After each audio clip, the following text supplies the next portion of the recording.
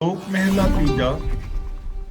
ਸੱਚਾ ਨਾਮ ਧਿਆਏ ਤੂੰ, ਸਭੋ ਵਰਤੈ ਸੱਚ। ਨਾਨਕ ਹੁਕਮੈ ਜੋ ਬੁਝੈ, ਸੋ ਫਲ ਪਾਏ ਸੱਚ। ਸਭੋ ਦਾ ਮਤਲਬ ਸਭ ਥਾਵਾਂ ਤੇ, ਸੱਚ ਦਾ ਮਤਲਬ ਸੱਚ ਜਿਹਦੇ ਵਿੱਚ ਕੋਈ ਊਨਤਾ ਹੀ ਨਹੀਂ। ਸੱਚਾ ਨਾਮ ਦਾ ਮਤਲਬ ਜੋ ਸੱਚਾ ਹੁਕਮ ਹੈ, ਨਾਮ ਦਾ ਮਤਲਬ ਹੁਕਮ।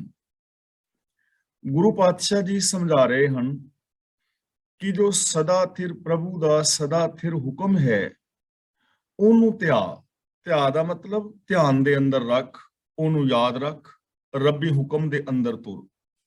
ਸਭੋ ਵਰਤੈ ਸੱਚ ਦਾ ਮਤਲਬ ਜਿਹੜਾ ਉਹ ਸੱਚਾ ਹੁਕਮ ਸਭ ਥਾਵਾਂ ਤੇ ਵਰਤ ਰਿਹਾ ਹੈ। ਜੋ ਪ੍ਰਭੂ ਦਾ ਸੱਚਾ ਹੁਕਮ ਸਭ ਥਾਵਾਂ ਤੇ ਵਰਤ ਰਿਹਾ ਹੈ, ਜਿਸ ਤੇ ਅੰਦਰ ਸਾਰੀ ਸ੍ਰਿਸ਼ਟੀ ਕਾਇਨਾਤ ਚੱਲ ਰਹੀ ਹੈ, ਉਹਨੂੰ ਧਿਆਨ ਵਿੱਚ ਰੱਖ, ਉਹਨੂੰ ਯਾਦ ਰੱਖ, ਉਸ ਰਜ਼ਾ ਪਾਣੇ ਦੇ ਅੰਦਰ ਜੀ ਜੋ ਹੁਕਮ ਸਭ ਥਾਵਾਂ ਤੇ ਵਰਤ ਰਿਹਾ ਹੈ। ਅਗਲੀ ਪੰਕਤੀ ਵਿੱਚ ਇਸ ਨਾਮ ਨੂੰ ਹੁਣ ਸਪਸ਼ਟ ਕਰ ਰਹੇ ਨੇ। ਪਹਿਲੀ ਪੰਕਤੀ ਵਿੱਚ ਸੱਚਾ ਨਾਮ ਕਿਹਾ ਹੈ ਤੇ ਅਗਲੀ ਪੰਕਤੀ ਵਿੱਚ ਗੁਰੂ ਜੀ ਸਪਸ਼ਟ ਕਰ ਰਹੇ ਨੇ, ਨਾਨਕ ਹੁਕਮੈ ਜੋ ਬੁਝੈ, ਸੋ ਫਲ ਪਾਏ ਸੱਚ। ਜੋ ਹੁਕਮ ਨੂੰ ਬੁੱਝ ਲੈਂਦਾ ਹੈ, ਜਾਣ ਲੈਂਦਾ ਹੈ, ਸਮਝ ਲੈਂਦਾ ਹੈ, ਜੋ ਰਜ਼ਾ ਦੇ ਵਿੱਚ ਤੁਰਦਾ ਹੈ, ਸੋ ਫਲ ਪਾਏ ਸੱਚ ਦਾ ਮਤਲਬ ਉਹ ਸੱਚਾ ਫਲ ਪ੍ਰਾਪਤ ਕਰ ਲੈਂਦਾ ਹੈ, ਉਹਨੂੰ ਸੱਚ ਮਿਲ ਜਾਂਦਾ ਹੈ, ਉਹਨੂੰ ਜ਼ਿੰਦਗੀ ਦੀ ਅਸਲੀਅਤ ਦੀ ਸਮਝ ਆ ਜਾਂਦੀ ਹੈ, ਔਰ ਸੱਚ ਰਾਹੀਂ ਜਿਹੜਾ ਸੁਖ ਔਰ ਆਨੰਦ ਮਿਲਣਾ ਹੁੰਦਾ ਹੈ, ਉਹ ਸੁਖ ਔਰ ਆਨੰਦ ਨੂੰ ਪਾ ਲੈਂਦਾ ਹੈ, ਯਾਨੀ ਸदैवी ਸੁਖ ਪਾ ਲੈਂਦਾ ਹੈ। ਨਾਨਕ ਹੁਕਮੈ ਜੋ ਬੁਝੈ, ਜੋ ਪ੍ਰਭੂ ਦੇ ਹੁਕਮ ਨੂੰ ਬੁੱਝ ਲੈਂਦਾ ਹੈ, ਜਾਣ ਲੈਂਦਾ ਹੈ, ਸਮਝ ਲੈਂਦਾ ਹੈ, ਜੋ ਰੱਬੀ ਹੁਕਮ ਦੇ ਵਿੱਚ ਤੁਰਦਾ ਹੈ, ਸੋ ਫਲ ਪਾਏ ਸੱਚ ਦਾ ਮਤਲਬ ਉਹ ਸदैवी ਸੁਖ ਹਾਸਲ ਕਰ ਲੈਂਦਾ ਹੈ, ਉਹਨੂੰ ਜੀਵਨ ਦੀ ਅਸਲੀਅਤ ਦੀ ਸਮਝ ਆ ਜਾਂਦੀ ਹੈ, ਔਰ ਉਹ ਸदैवी ਆਤਮਿਕ ਆਨੰਦ ਮਾਣਦਾ ਹੈ। ਕਥਨੀ ਬਦਨੀ ਕਰਤਾ ਫਿਰੈ, ਹੁਕਮ ਨਾ ਬੂਝੈ ਸੱਚ। ਕਥਨੀ ਬਦਨੀ, ਕਥਨੀ ਬਦਨੀ ਦਾ ਮਤਲਬ ਹੁੰਦਾ ਹੈ ਨਿਰੀਆਂ ਮੂੰਹ ਦੀਆਂ ਗੱਲਾਂ। ਕਥਨੀ ਦਾ ਮਤਲਬ ਬੋਲਣਾ, ਬਦਨੀ ਦਾ ਮਤਲਬ ਮੂੰਹ ਨਾਲ। ਕਥਨੀ ਬਦਨੀ ਦਾ ਭਾਵ ਨਿਰੀਆਂ ਮੂੰਹ ਦੀਆਂ ਗੱਲਾਂ। ਕਰਤਾ ਫਿਰੇ ਦਾ ਮਤਲਬ ਕਰਦਾ ਫਿਰਦਾ ਹੈ, ਨਿਰੀਆਂ ਮੂੰਹ ਦੀਆਂ ਗੱਲਾਂ ਕਰਦਾ ਫਿਰਦਾ ਜ਼ਬਾਨ ਨਾਲ। ਹੁਕਮ ਨਾ ਬੂਝੈ ਸੱਚ, ਪਰ ਸੱਚੇ ਹੁਕਮ ਨੂੰ ਨਹੀਂ ਬੁੱਝਦਾ, ਸੱਚੇ ਹੁਕਮ ਨੂੰ ਜਾਣਦਾ ਨਹੀਂ, ਹੁਕਮ ਦੇ ਅੰਦਰ ਤੁਰਦਾ ਨਹੀਂ। ਗੁਰੂ ਜੀ ਬਚਨ ਕਰਦੇ ਨੇ ਕਿ ਜੋ ਮਨੁੱਖ ਨਿਰੀਆਂ ਜ਼ਬਾਨੀ ਗੱਲਾਂ ਕਰਦਾ ਹੈ, ਲੇਕਿਨ ਜੋ ਪ੍ਰਭੂ ਦਾ ਅਟਲ ਹੁਕਮ ਹੈ, ਜੋ ਸदैवी ਨਿਯਮ ਨੇ, ਨਿਯਮਾਵਲੀ, ਉਹਨੂੰ ਨਹੀਂ ਸਮਝਦਾ, ਹੁਕਮ ਦੇ ਵਿੱਚ ਤੁਰਦਾ ਨਹੀਂ, ਫੋਲੋ ਨਹੀਂ ਕਰਦਾ, ਤਾਂ ਐਸੇ ਇਨਸਾਨ ਨੂੰ ਕਦੇ ਵੀ ਸੁਖ ਔਰ ਸ਼ਾਂਤੀ ਨਸੀਬ ਨਹੀਂ ਹੁੰਦੀ। ਜਿਹੜਾ ਸਿਰਫ ਜ਼ਬਾਨ ਦੀਆਂ ਗੱਲਾਂ ਕਰੀ ਜਾਂਦਾ ਹੈ, ਜਿਵੇਂ ਕਿ ਆਮ ਇਨਸਾਨ ਨੇ, ਉਹ ਗੱਲਾਂ ਤਾਂ ਕਰ ਰਹੇ ਨੇ ਲੇਕਿਨ ਉਹਦੇ ਤੇ ਅਮਲ ਨਹੀਂ ਕਰ ਰਹੇ। ਆਮ ਇਨਸਾਨ ਕਹਿ ਰਿਹਾ ਹੈ ਕਿ ਸੱਚ ਬੋਲਣਾ ਚਾਹੀਦਾ ਹੈ ਭਾਈ, ਸੱਚ ਬੋਲਣਾ ਚਾਹੀਦਾ ਹੈ, ਪਿਆਰ ਦੇ ਨਾਲ ਰਹਿਣਾ ਚਾਹੀਦਾ ਹੈ, ਚੰਗੀ ਜ਼ਿੰਦਗੀ ਜੀਣੀ ਚਾਹੀਦੀ ਹੈ। ਇਹ ਗੱਲਾਂ ਤਾਂ ਆਮ ਜਨਤਾ ਕਰ ਰਹੀ ਹੈ, ਲੇਕਿਨ ਇਹਨਾਂ ਦੇ ਉੱਤੇ ਅਮਲ ਕਰਨ ਵਾਲੇ ਬਹੁਤ ਘੱਟ ਨੇ। ਤਾਂ ਗੁਰੂ ਜੀ ਕਹਿੰਦੇ ਨੇ ਜੋ ਨਿਰੀਆਂ ਗੱਲਾਂ ਕਰਦਾ ਹੈ, ਉਹਨੂੰ ਕਦੇ ਵੀ ਸदैवी ਸੁਖ, ਸ਼ਾਂਤੀ, ਆਨੰਦ, ਖੇੜਾ, ਪ੍ਰਸੰਨਤਾ ਨਹੀਂ ਮਿਲਦੀ। ਨਾਨਕ ਹਰ ਕਾ ਭਾਣਾ ਮੰਨੇ, ਸੋ ਭਗਤ ਹੋਏ, ਵਿਣ ਮੰਨੇ ਕੱਚ ਨਿਕੱਚ। ਹੁਣ ਇੱਕ ਗੱਲ ਨੋਟ ਕਰੋ ਕਿ ਸਭ ਤੋਂ ਪਹਿਲਾਂ ਕਿਹਾ ਸੀ ਸੱਚ, ਫਿਰ ਕਿਹਾ ਸੀ ਹੁਕਮ, ਤੇ ਹੁਣ ਤੀਜੀ ਪੰਕਤੀ ਵਿੱਚ ਕਹਿ ਰਹੇ ਨੇ ਭਾਣਾ। ਯਾਨੀ ਸੱਚ, ਹੁਕਮ ਨਾ ਪਹਿਲੀ ਪੰਕਤੀ ਵਿੱਚ ਕਿਹਾ ਸੀ ਨਾਮ, ਦੂਜੀ ਵਿੱਚ ਹੁਕਮ, ਤੀਜੀ ਵਿੱਚ ਭਾਣਾ ਕਹਿ ਰਹੇ ਨੇ। ਯਾਨੀ ਨਾਮ, ਭਾਣਾ ਔਰ ਹੁਕਮ ਇੱਕ ਹੀ ਚੀਜ਼ ਹੈ। ਨਾਨਕ ਹਰ ਕਾ ਭਾਣਾ ਮੰਨੇ, ਸੋ ਭਗਤ ਹੋਏ, ਵਿਣ ਮੰਨੇ ਕੱਚ ਨਿਕੱਚ। ਕੱਚ ਨਿਕੱਚ ਦਾ ਮਤਲਬ ਬਿਲਕੁਲ ਕੱਚਾ, ਬਿਲਕੁਲ ਵਿਅਰਥ ਜ਼ਿੰਦਗੀ ਵਾਲਾ, ਜਿਹਦਾ ਕੋਈ ਕੰਮ ਨਹੀਂ ਹੁੰਦਾ, ਕੂੜਾ ਕਰਕਟ ਜਿਹਨੂੰ ਅਸੀਂ ਕਹਿ ਦਿੰਦੇ ਹਾਂ। ਤਾਂ ਗੁਰੂ ਜੀ ਸਾਨੂੰ ਸਮਝਾ ਰਹੇ ਹਨ ਕਿ ਜੋ ਮਨੁੱਖ ਪ੍ਰਭੂ ਦਾ ਹੁਕਮ ਮੰਨਦਾ ਹੈ, ਹੁਕਮ ਰਜ਼ਾ ਦੇ ਵਿੱਚ ਤੁਰਦਾ ਹੈ, ਸੋ ਭਗਤ ਹੋਏ। ਅਸਲ ਰੱਬ ਦਾ ਭਗਤ ਉਹ ਹੁੰਦਾ ਹੈ। ਭਗਤ ਅਸੀਂ ਉਹਨੂੰ ਕਹਿ ਸਕਦੇ ਹਾਂ ਜੋ ਰੱਬੀ ਹੁਕਮ ਵਿੱਚ ਤੁਰਦਾ ਹੈ। ਭਗਤੀ ਦਾ ਮਤਲਬ ਹੀ ਰੱਬੀ ਹੁਕਮ ਦੇ ਵਿੱਚ ਤੁਰਨਾ ਹੈ। ਤਾਂ ਗੁਰੂ ਜੀ ਕਹਿੰਦੇ ਨੇ ਜੋ ਮਨੁੱਖ ਪ੍ਰਭੂ ਦਾ ਹੁਕਮ ਮੰਨਦਾ ਹੈ, ਹੁਕਮ ਵਿੱਚ ਤੁਰਦਾ ਹੈ, ਉਹ ਅਸਲੀ ਭਗਤ ਹੈ, ਅਸਲੀ ਰੱਬ ਦਾ ਪਿਆਰਾ ਹੈ। ਵਿਣ ਮੰਨੇ ਕੱਚ ਨਿਕੱਚ, ਬਿਨਾ ਹੁਕਮ ਮੰਨਣ ਤੋਂ, ਬਿਨਾ ਹੁਕਮ ਵਿੱਚ ਤੁਰਨ ਤੋਂ ਬੰਦਾ ਬਿਲਕੁਲ ਕੱਚਾ ਹੈ, ਉਹਦਾ ਜੀਵਨ ਵਿਅਰਥ ਹੈ, ਉਹਦੀ ਬੋਲ ਬਾਣੀ ਬਿਲਕੁਲ ਕੂੜੇ ਕਰਕਟ ਦੀ ਤਰ੍ਹਾਂ ਹੈ। ਉਸ ਮਨੁੱਖ ਦੇ ਜੀਵਨ ਦੀ ਕੋਈ ਵੈਲਿਊ ਨਹੀਂ ਹੈ ਜੋ ਮਨੁੱਖ ਰੱਬੀ ਰਜ਼ਾ ਦੇ ਅੰਦਰ ਨਹੀਂ ਤੁਰਦਾ। ਅਸਲੀ ਰੱਬ ਦਾ ਜੋ ਪਿਆਰਾ ਹੈ ਉਹੀ ਹੈ ਜੋ ਰੱਬੀ ਹੁਕਮ ਵਿੱਚ ਤੁਰਦਾ ਹੈ। ਮਹਿਲਾ ਤੀਜਾ, ਮਨਮੁਖ ਬੋਲ ਨਾ ਜਾਣਨੀ, ਉਹਨਾਂ ਅੰਦਰ ਕਾਮ ਕ੍ਰੋਧ ਅਹੰਕਾਰ। ਮਨਮੁਖ ਦਾ ਮਤਲਬ ਜੋ ਆਪ ਖੁਦਰੇ ਨੇ, ਜੋ ਗੁਰੂ ਗਿਆਨ ਮੁਤਾਬਕ ਜ਼ਿੰਦਗੀ ਨਹੀਂ ਜੀਂਦੇ, ਜੋ ਰੱਬੀ ਰਜ਼ਾ ਵਿੱਚ ਨਹੀਂ ਤੁਰਦੇ, ਆਪ ਖੁਦਰੇ ਮਨੁੱਖ। ਬੋਲ ਨਾ ਜਾਣਨੀ ਦਾ ਮਤਲਬ ਉਹ ਰੱਬ ਦੀ ਸਿਫਤ ਸਲਾਹ ਕਰਨੀ ਨਹੀਂ ਜਾਣਦੇ, ਉਹਨਾਂ ਦੀ ਜ਼ਬਾਨ ਦੇ ਉੱਤੇ ਸੱਚ ਨਹੀਂ, ਉਹ ਸੱਚ ਨਹੀਂ ਬੋਲਦੇ, ਮੌਕੇ ਦੇ ਉੱਤੇ ਸੱਚ ਨਹੀਂ ਬੋਲਣਗੇ। ਆਪ ਖੁਦਰੇ ਮਨੁੱਖ ਸੱਚ ਨੂੰ ਸੱਚ ਨਹੀਂ ਕਹਿੰਦੇ, ਝੂਠ ਨੂੰ ਝੂਠ ਨਹੀਂ ਕਹਿੰਦੇ, ਪ੍ਰਭੂ ਦੀ ਸਿਫਤ ਸਲਾਹ ਨਹੀਂ ਕਰਦੇ, ਰੱਬੀ ਰਜ਼ਾ ਦੀ ਗੱਲ ਨਹੀਂ ਕਰਦੇ, ਰੱਬੀ ਭਾਣੇ ਦੀ ਗੱਲ ਨਹੀਂ ਕਰਦੇ। ਉਹ ਬੋਲਣਾ ਹੀ ਨਹੀਂ ਜਾਣਦੇ, ਮਤਲਬ ਬੋਲਦੇ ਹੀ ਨਹੀਂ, ਸੱਚ ਦੇ ਨਾਲ ਜੁੜਦੇ ਹੀ ਨਹੀਂ। ਰੀਜਨ ਕੀ ਹੈ? ਉਹਨਾਂ ਅੰਦਰ ਕਾਮ ਕ੍ਰੋਧ ਅਹੰਕਾਰ, ਕਿਉਂਕਿ ਉਹਨਾਂ ਦੇ ਅੰਦਰ ਦਾ ਮਤਲਬ ਸੋਚ ਵਿੱਚ, ਉਹਨਾਂ ਦੀ ਸੋਚ ਦੇ ਅੰਦਰ ਕਾਮ ਕ੍ਰੋਧ ਔਰ ਅਹੰਕਾਰ ਪ੍ਰਬਲ ਹੁੰਦੇ ਨੇ। ਉਹਨਾਂ ਦੇ ਅੰਦਰ ਕਾਮ ਕ੍ਰੋਧ ਔਰ ਅਹੰਕਾਰ ਨੇ ਜ਼ੋਰ ਪਾਇਆ ਹੁੰਦਾ ਹੈ। ਜਿੱਥੇ ਕਾਮ ਵਾਸਨਾ ਦਾ ਜ਼ੋਰ ਹੋਏਗਾ, ਉੱਚੇ ਆਚਰਣ ਦੀ ਗੱਲ ਕਰੇਗਾ ਹੀ ਨਹੀਂ, ਉੱਚਾ ਆਚਰਣ ਬਣਾਏਗਾ ਹੀ ਨਹੀਂ। ਬੇਸ਼ੱਕ ਜ਼ਬਾਨ ਦੇ ਨਾਲ ਉੱਚੇ ਆਚਰਣ ਦੀਆਂ ਉਹ ਗੱਲਾਂ ਕਰੀ ਵੀ ਜਾਵੇ, ਲੇਕਿਨ ਰਹੇਗਾ ਆਚਰਣਹੀਣ, ਕਿਉਂਕਿ ਸੋਚ ਵਿੱਚ ਆਚਰਣਹੀਣਤਾ ਹੈ। ਜਿਸ ਦੇ ਅੰਦਰ ਸੋਚ ਅੰਦਰ ਆਚਰਣਹੀਣਤਾ ਹੈ, ਕਾਮ ਵਾਸਨਾਵਾਂ ਭਰੀਆਂ ਪਈਆਂ ਨੇ, ਤਾਂ ਉਹ ਉੱਚੇ ਆਚਰਣ ਦੀ ਗੱਲ ਨਹੀਂ ਕਰੇਗਾ।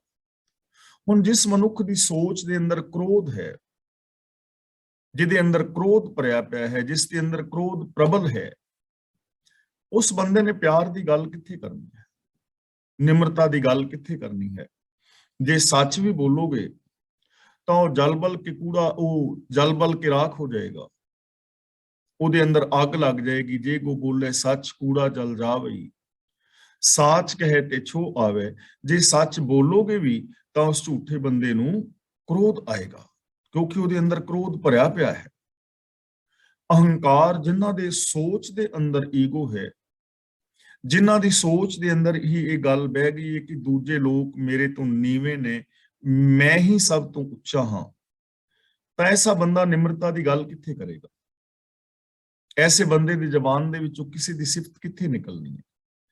ਤਾਂ ਗੁਰੂ ਜੀ ਕਹਿੰਦੇ ਨੇ ਜੋ ਰੱਬੀ ਹੁਕਮ ਨਹੀਂ ਮੰਨਦੇ, ਜੋ ਆਪ ਖੁਦਰੇ ਨੇ, ਉਹ ਪ੍ਰਭੂ ਦੀ ਸਿਫਤ ਸਲਾਹ ਕਰਨੀ ਨਹੀਂ ਜਾਣਦੇ, ਕਿਉਂਕਿ ਉਹਨਾਂ ਦੇ ਅੰਦਰ ਕਾਮ ਕ੍ਰੋਧ ਔਰ ਅਹੰਕਾਰ ਨੇ ਜ਼ੋਰ ਪਾਇਆ ਹੁੰਦਾ ਹੈ, ਪ੍ਰਬਲ ਹੁੰਦੇ ਨੇ, ਉਹਨਾਂ ਦੀ ਸੋਚ ਵਿੱਚ ਵਸੇ ਹੁੰਦੇ ਨੇ। ਓਏ ਥਾਉ ਕੁਥਾਉ ਨਾ ਜਾਣਨੀ, ਉਨ ਅੰਤਰ ਲੋਭ ਵਿਕਾਰ। ਥਾਂ ਕੁਥਾਂ ਦਾ ਮਤਲਬ ਚੰਗਾ ਮੰਦਾ ਥਾਂ, ਉਨ ਅੰਤਰ ਦਾ ਮਤਲਬ ਉਹਨਾਂ ਦੇ ਅੰਦਰ। ਉਹ ਥਾਂ ਕੁਥਾਂ ਵੀ ਨਹੀਂ ਸਮਝਦੇ, ਨਾ ਹੀ ਸਮੇਂ ਸਿਰ ਢੁੱਕ ਦੀ ਗੱਲ ਕਰਨੀ ਜਾਣਦੇ ਨੇ, ਕਿਉਂਕਿ ਉਹਨਾਂ ਦੇ ਅੰਦਰ ਲੋਭ ਵਿਕਾਰ ਪ੍ਰਬਲ ਹੈ। ਲੋਭ ਰੂਪ ਵਿਕਾਰ ਉਹਨਾਂ ਦੇ ਅੰਦਰ ਪ੍ਰਬਲ ਹੈ, ਉਹਨਾਂ ਦੀ ਸੋਚ ਦੇ ਅੰਦਰ ਲੋਭ ਹੈ। ਤੇ ਲੋਭ ਕਿਹਨੂੰ ਕਹਿੰਦੇ ਨੇ? ਕਿਸੇ ਅਪ੍ਰਾਪਤ ਵਸਤੂ ਨੂੰ ਨਾਜਾਇਜ਼ ਢੰਗਾਂ ਦੇ ਨਾਲ ਪ੍ਰਾਪਤ ਕਰਨ ਦੀ ਬਿਰਤੀ ਨੂੰ ਲੋਭ ਕਿਹਾ ਜਾਂਦਾ ਹੈ। ਥਾਂ ਕੁਥਾਂ ਦਾ ਮਤਲਬ ਚੰਗਾ ਮੰਦਾ ਥਾਂ, ਉੱਚਾ ਨੀਵਾਂ ਥਾਂ, ਜਿਹਨੂੰ ਅਸੀਂ ਕਹਿ ਦਿੰਦੇ ਆ, ਮਤਲਬ ਕਿ ਉਹ ਲਾਪਰਵਾਹ ਹੁੰਦੇ ਨੇ। ਹਰ ਸਮੇਂ ਹਰ ਥਾਂ ਤੇ ਉਹ ਚੰਗੀ ਗੱਲ ਨਹੀਂ ਕਰਨਗੇ, ਹਰ ਥਾਂ ਤੇ ਹਰ ਸਮੇਂ ਉਹਨਾਂ ਦੇ ਅੰਦਰ ਲੋਭ ਦਾ ਵਿਕਾਰ ਪ੍ਰਬਲ ਹੋਏਗਾ। ਜੋ ਮਨਮੁਖ ਨੇ, ਜੋ ਰੱਬੀ ਰਜ਼ਾ ਨੂੰ ਨਹੀਂ ਮੰਨਦੇ, ਜੋ ਰੱਬੀ ਰਜ਼ਾ ਵਿੱਚ ਨਹੀਂ ਤੁਰਦੇ, ਜੋ ਗੁਰੂ ਗਿਆਨ ਮੁਤਾਬਕ ਜ਼ਿੰਦਗੀ ਨਹੀਂ ਜੀਂਦੇ। ਓਏ ਆਪਣੇ ਸਵਾਏ ਆਏ ਬਹਿ ਗੱਲਾਂ ਕਰੇ, ਉਹਨਾਂ ਮਾਰੇ ਜਮਜੰਦਾਰ। ਆਏ ਬਹਿ, ਇੱਥੇ ਬਿੰਦੀ ਲਾ ਕੇ ਪੜਾਂਗੇ ਕਿ ਆ ਬਹਿੰਦੇ ਨੇ। ਇਹ ਜੋ ਗਲਾ ਸ਼ਬਦ ਹੈ, ਇਹਨੂੰ ਗਲਾ ਨਹੀਂ ਪੜਨਾ, ਗੱਗੇ ਤੇ ਅੱਧਕ ਲਾ ਕੇ, ਲੱਲੇ ਦੇ ਕੰਨੇ ਨਾਲ ਬਿੰਦੀ ਲਾ ਕੇ ਗੱਲਾਂ, ਕਿਉਂਕਿ ਗੱਲ ਸ਼ਬਦ ਤੋਂ ਬਹੁਵਚਨੀ ਬਣਿਆ ਹੈ। ਕਰਹੇ ਓਏ ਆਪਣੇ ਸਵਾਏ ਆਏ ਬਹਿ ਗੱਲਾਂ ਕਰੇ ਉਹਨਾਂ ਮਾਰੇ ਜਮ ਜੰਦਾਰ। ਸਵਾਏ ਦਾ ਮਤਲਬ ਸਵਾਰਥ, ਬਹਿ ਦਾ ਮਤਲਬ ਬੈਠ ਕੇ, ਜੰਦਾਰ ਦਾ ਮਤਲਬ ਹੁੰਦਾ ਹੈ ਜੰਦਾਲ ਯਾਨੀ ਅਵੈੜਾ, ਵੈਸ਼ੀ, ਜ਼ਾਲਮ। ਜਮ ਦਾ ਮਤਲਬ ਜਮ। ਤਾਂ ਜੋ ਆਪ ਹੁਦਰੇ ਮਨੁੱਖ ਨੇ, ਰੱਬੀ ਰਜ਼ਾ ਤੋਂ ਜੋ ਸਖਣੇ ਨੇ, ਜਿਨ੍ਹਾਂ ਨੂੰ ਰੱਬੀ ਰਜ਼ਾ ਦੀ ਸੂਝ ਸਮਝ ਨਹੀਂ, ਜੋ ਰੱਬੀ ਰਜ਼ਾ ਦੀ ਕਦਰ ਨਹੀਂ ਜਾਣਦੇ, ਜੋ ਗੁਰਮਤਿ ਆਸ਼ੇ ਅਨੁਸਾਰ ਜ਼ਿੰਦਗੀ ਨਹੀਂ ਜੀਂਦੇ, ਆਪ ਹੁਦਰੇ ਜੋ ਮਨਮੁਖ ਨੇ।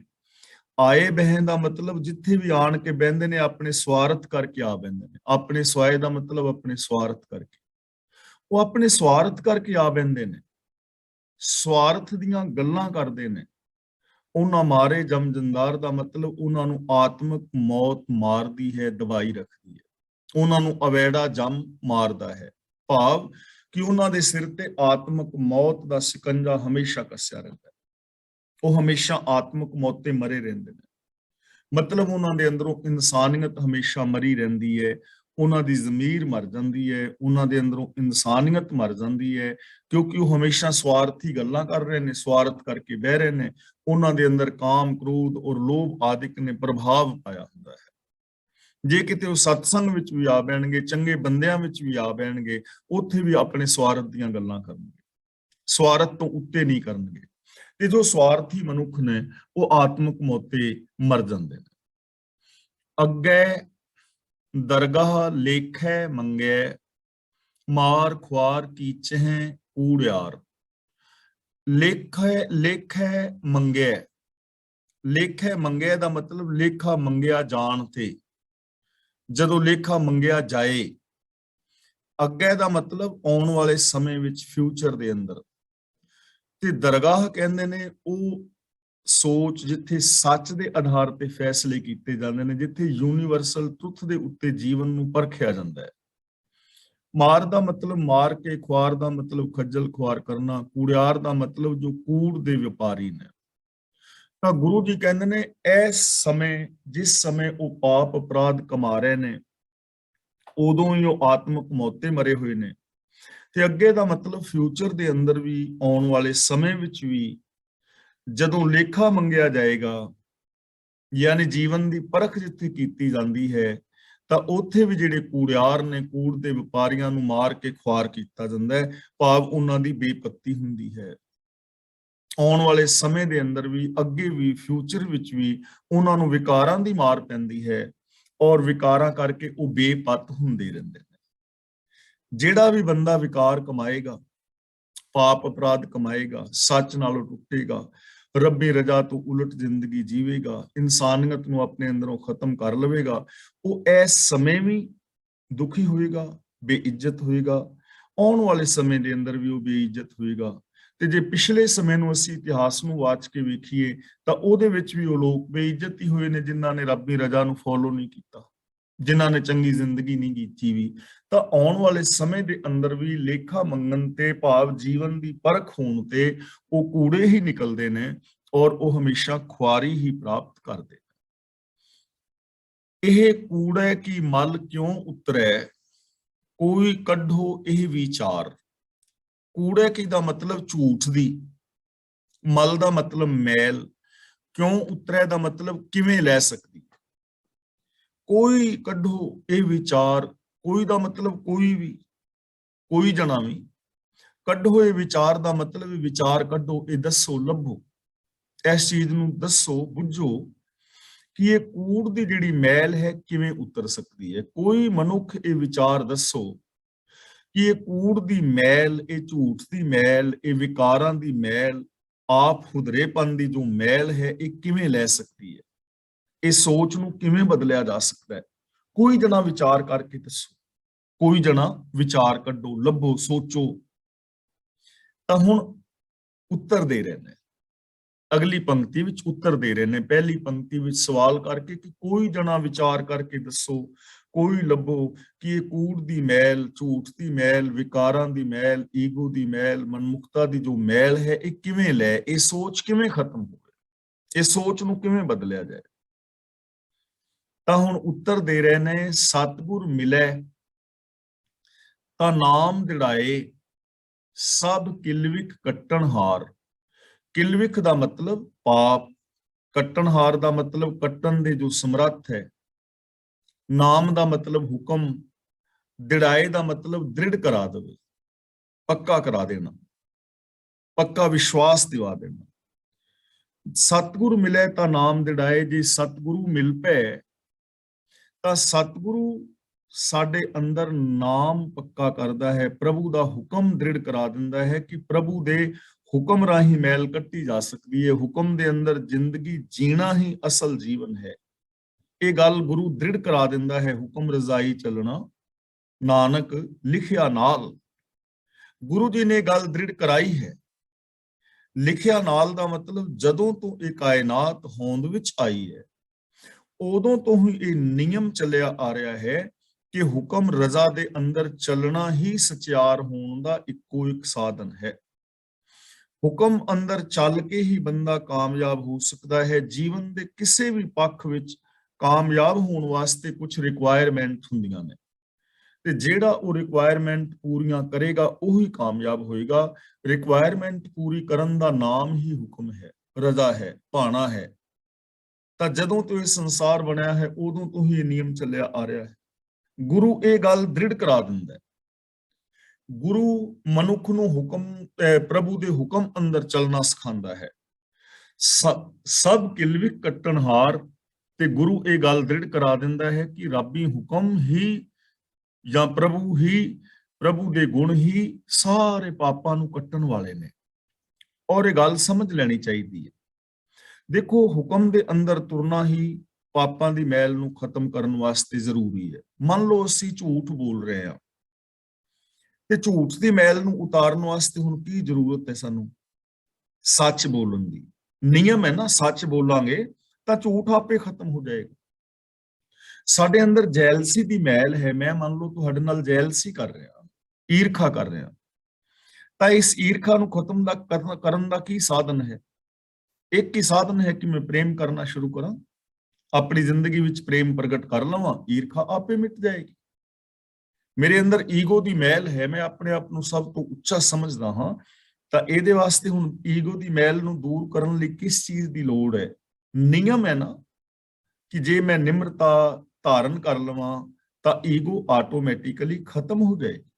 ਗੁਰੂ ਇਹ ਗੱਲ ਨਿਸ਼ਚਿਤ ਕਰਾ ਦਿੰਦਾ ਹੈ, ਪੱਕੀ ਦ੍ਰਿੜ ਕਰਾ ਦਿੰਦਾ ਹੈ, ਵਿਸ਼ਵਾਸ ਦਿਵਾ ਦਿੰਦਾ ਹੈ ਕਿ ਹੁਕਮ ਦੇ ਅੰਦਰ ਚੱਲਣਾ ਹੀ ਜੀਵਨ ਦਾ ਅਸਲ ਮਕਸਦ ਹੈ। ਔਰ ਹੁਕਮ ਦੇ ਅੰਦਰ ਚੱਲਣ ਦੇ ਨਾਲ ਹੀ ਇਹ ਵਿਕਾਰਾਂ ਦੀ ਜੋ ਮੈਲ ਹੈ ਉਹ ਕੱਟੀ ਜਾ ਸਕਦੀ ਹੈ। ਹੋਰ ਕੋਈ ਸਾਧਨ ਨਹੀਂ ਹੈ ਹੁਕਮ ਵਿੱਚ ਤੁਰਨਾ, ਰਜ਼ਾ ਵਿੱਚ ਤੁਰਨਾ।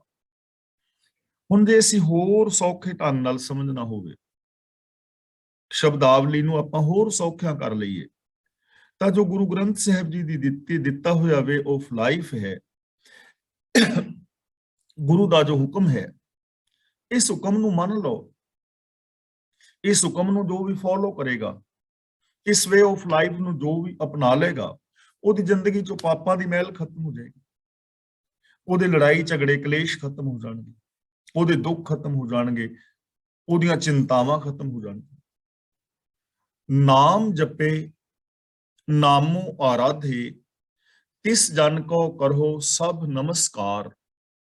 ਜਪ ਦਾ ਮਤਲਬ ਕੀ ਹੁੰਦਾ ਹੈ ਜੀ? ਤੁਸੀਂ ਬੋਲੋਗੇ ਤੇ ਮੈਨੂੰ ਸਮਝ ਆ ਜਾਏਗੀ। ਅਨਮਿਊਟ ਰਹਿ ਕੇ ਹੀ, ਮਿਊਟ ਰਹਿ ਕੇ ਹੀ ਬੋਲਣਾ ਹੈ। ਜਪ ਦਾ ਮਤਲਬ ਜਾਣਨਾ, ਜਪ ਦਾ ਮਤਲਬ ਜਾਣਨਾ, ਸਾਂਝ ਪਾਣੀ।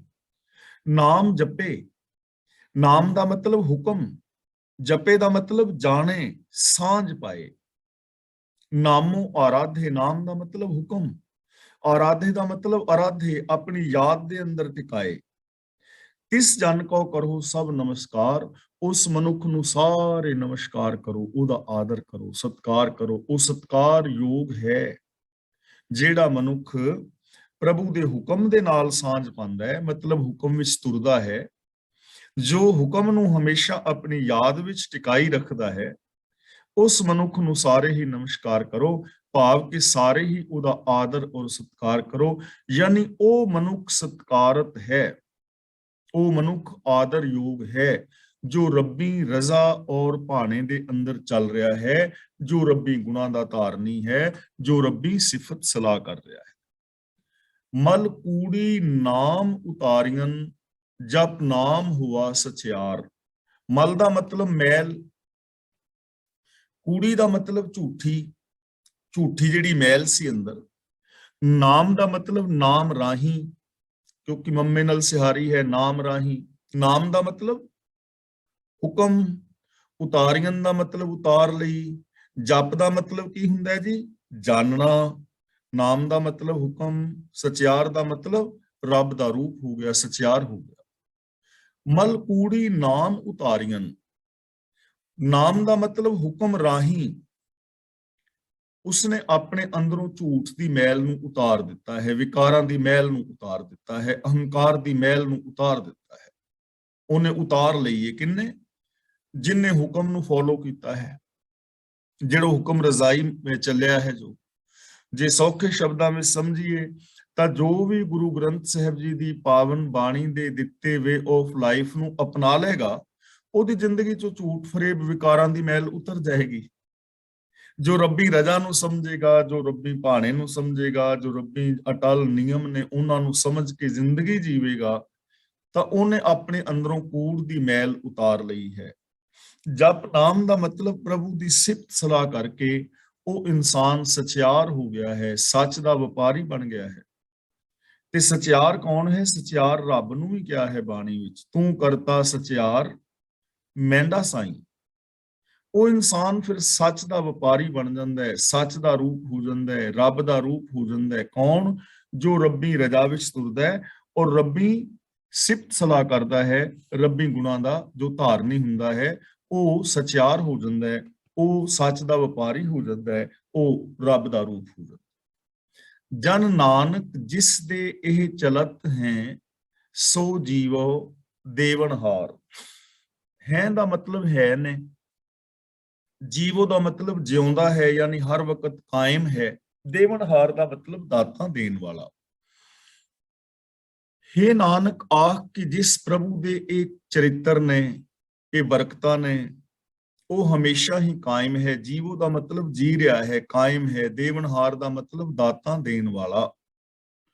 ਜੋ ਅਨੰਤ ਦਾਤਾਂ ਦੇਣ ਵਾਲਾ ਹਮੇਸ਼ਾ ਕਾਇਮ ਹੈ, ਜਿਹਦੇ ਇਹ ਸਾਰੇ ਚਰਿੱਤਰ ਨੇ, ਇਹ ਸਾਰਾ ਸੰਸਾਰ ਜਿਸ ਦਾ ਖੇਲ ਹੈ, ਜਿਸ ਦੀ ਰਚਨਾ ਹੈ, ਜੋ ਆਪ ਸੰਸਾਰ ਵਿੱਚ ਵਿਆਪਕ, ਯਾਨੀ ਜਿਸ ਦਾ ਇਹ ਸਾਰਾ ਚਰਿੱਤਰ ਹੈ ਨਾ, ਇਹ ਖੇਲ ਹੈ, ਇਹ ਰਚਨਾ ਹੈ, ਉਹ ਹਮੇਸ਼ਾ ਜੀਵੋ ਦਾ ਮਤਲਬ ਕਾਇਮ ਹੈ ਔਰ ਦਾਤਾਂ ਦੇਣ ਵਾਲਾ ਹੈ, ਹਮੇਸ਼ਾ ਦੇ ਰਿਹਾ ਹੈ।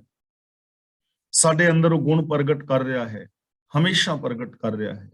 ਹਮੇਸ਼ਾ ਸਾਡੇ ਅੰਦਰ ਗੁਣ ਨੇ। ਇਹ ਗੱਲ ਵੱਖਰੀ ਹੈ ਕਿ ਅਸੀਂ ਉਹਨਾਂ ਗੁਣਾਂ ਨੂੰ ਯੂਜ਼ ਕਰੀਏ ਜਾਂ ਨਾ ਕਰੀਏ, ਤੇ ਸਾਡੇ ਤੇ ਡਿਪੈਂਡ ਕਰਦਾ ਹੈ, ਲੇਕਿਨ ਉਹ ਹਮੇਸ਼ਾ ਗੁਣਾਂ ਦੀ ਦਾਤ ਦੇ ਰਿਹਾ ਹੈ। ਪੌੜੀ ਤੁਧ ਜੇਵਡ ਦਾਤਾ ਨਾਹੇ, ਕਿਸ ਆਖ ਸੁਣਾਈਏ। ਕਿਸ ਦਾ ਮਤਲਬ ਕਿਹਦੀ ਬਾਬਤ, ਕਿ हे ਪ੍ਰਭੂ ਤੇਰੇ ਜਿਹੜਾ ਦਾਤਾ ਹੋਰ ਕੋਈ ਨਹੀਂ ਹੈ।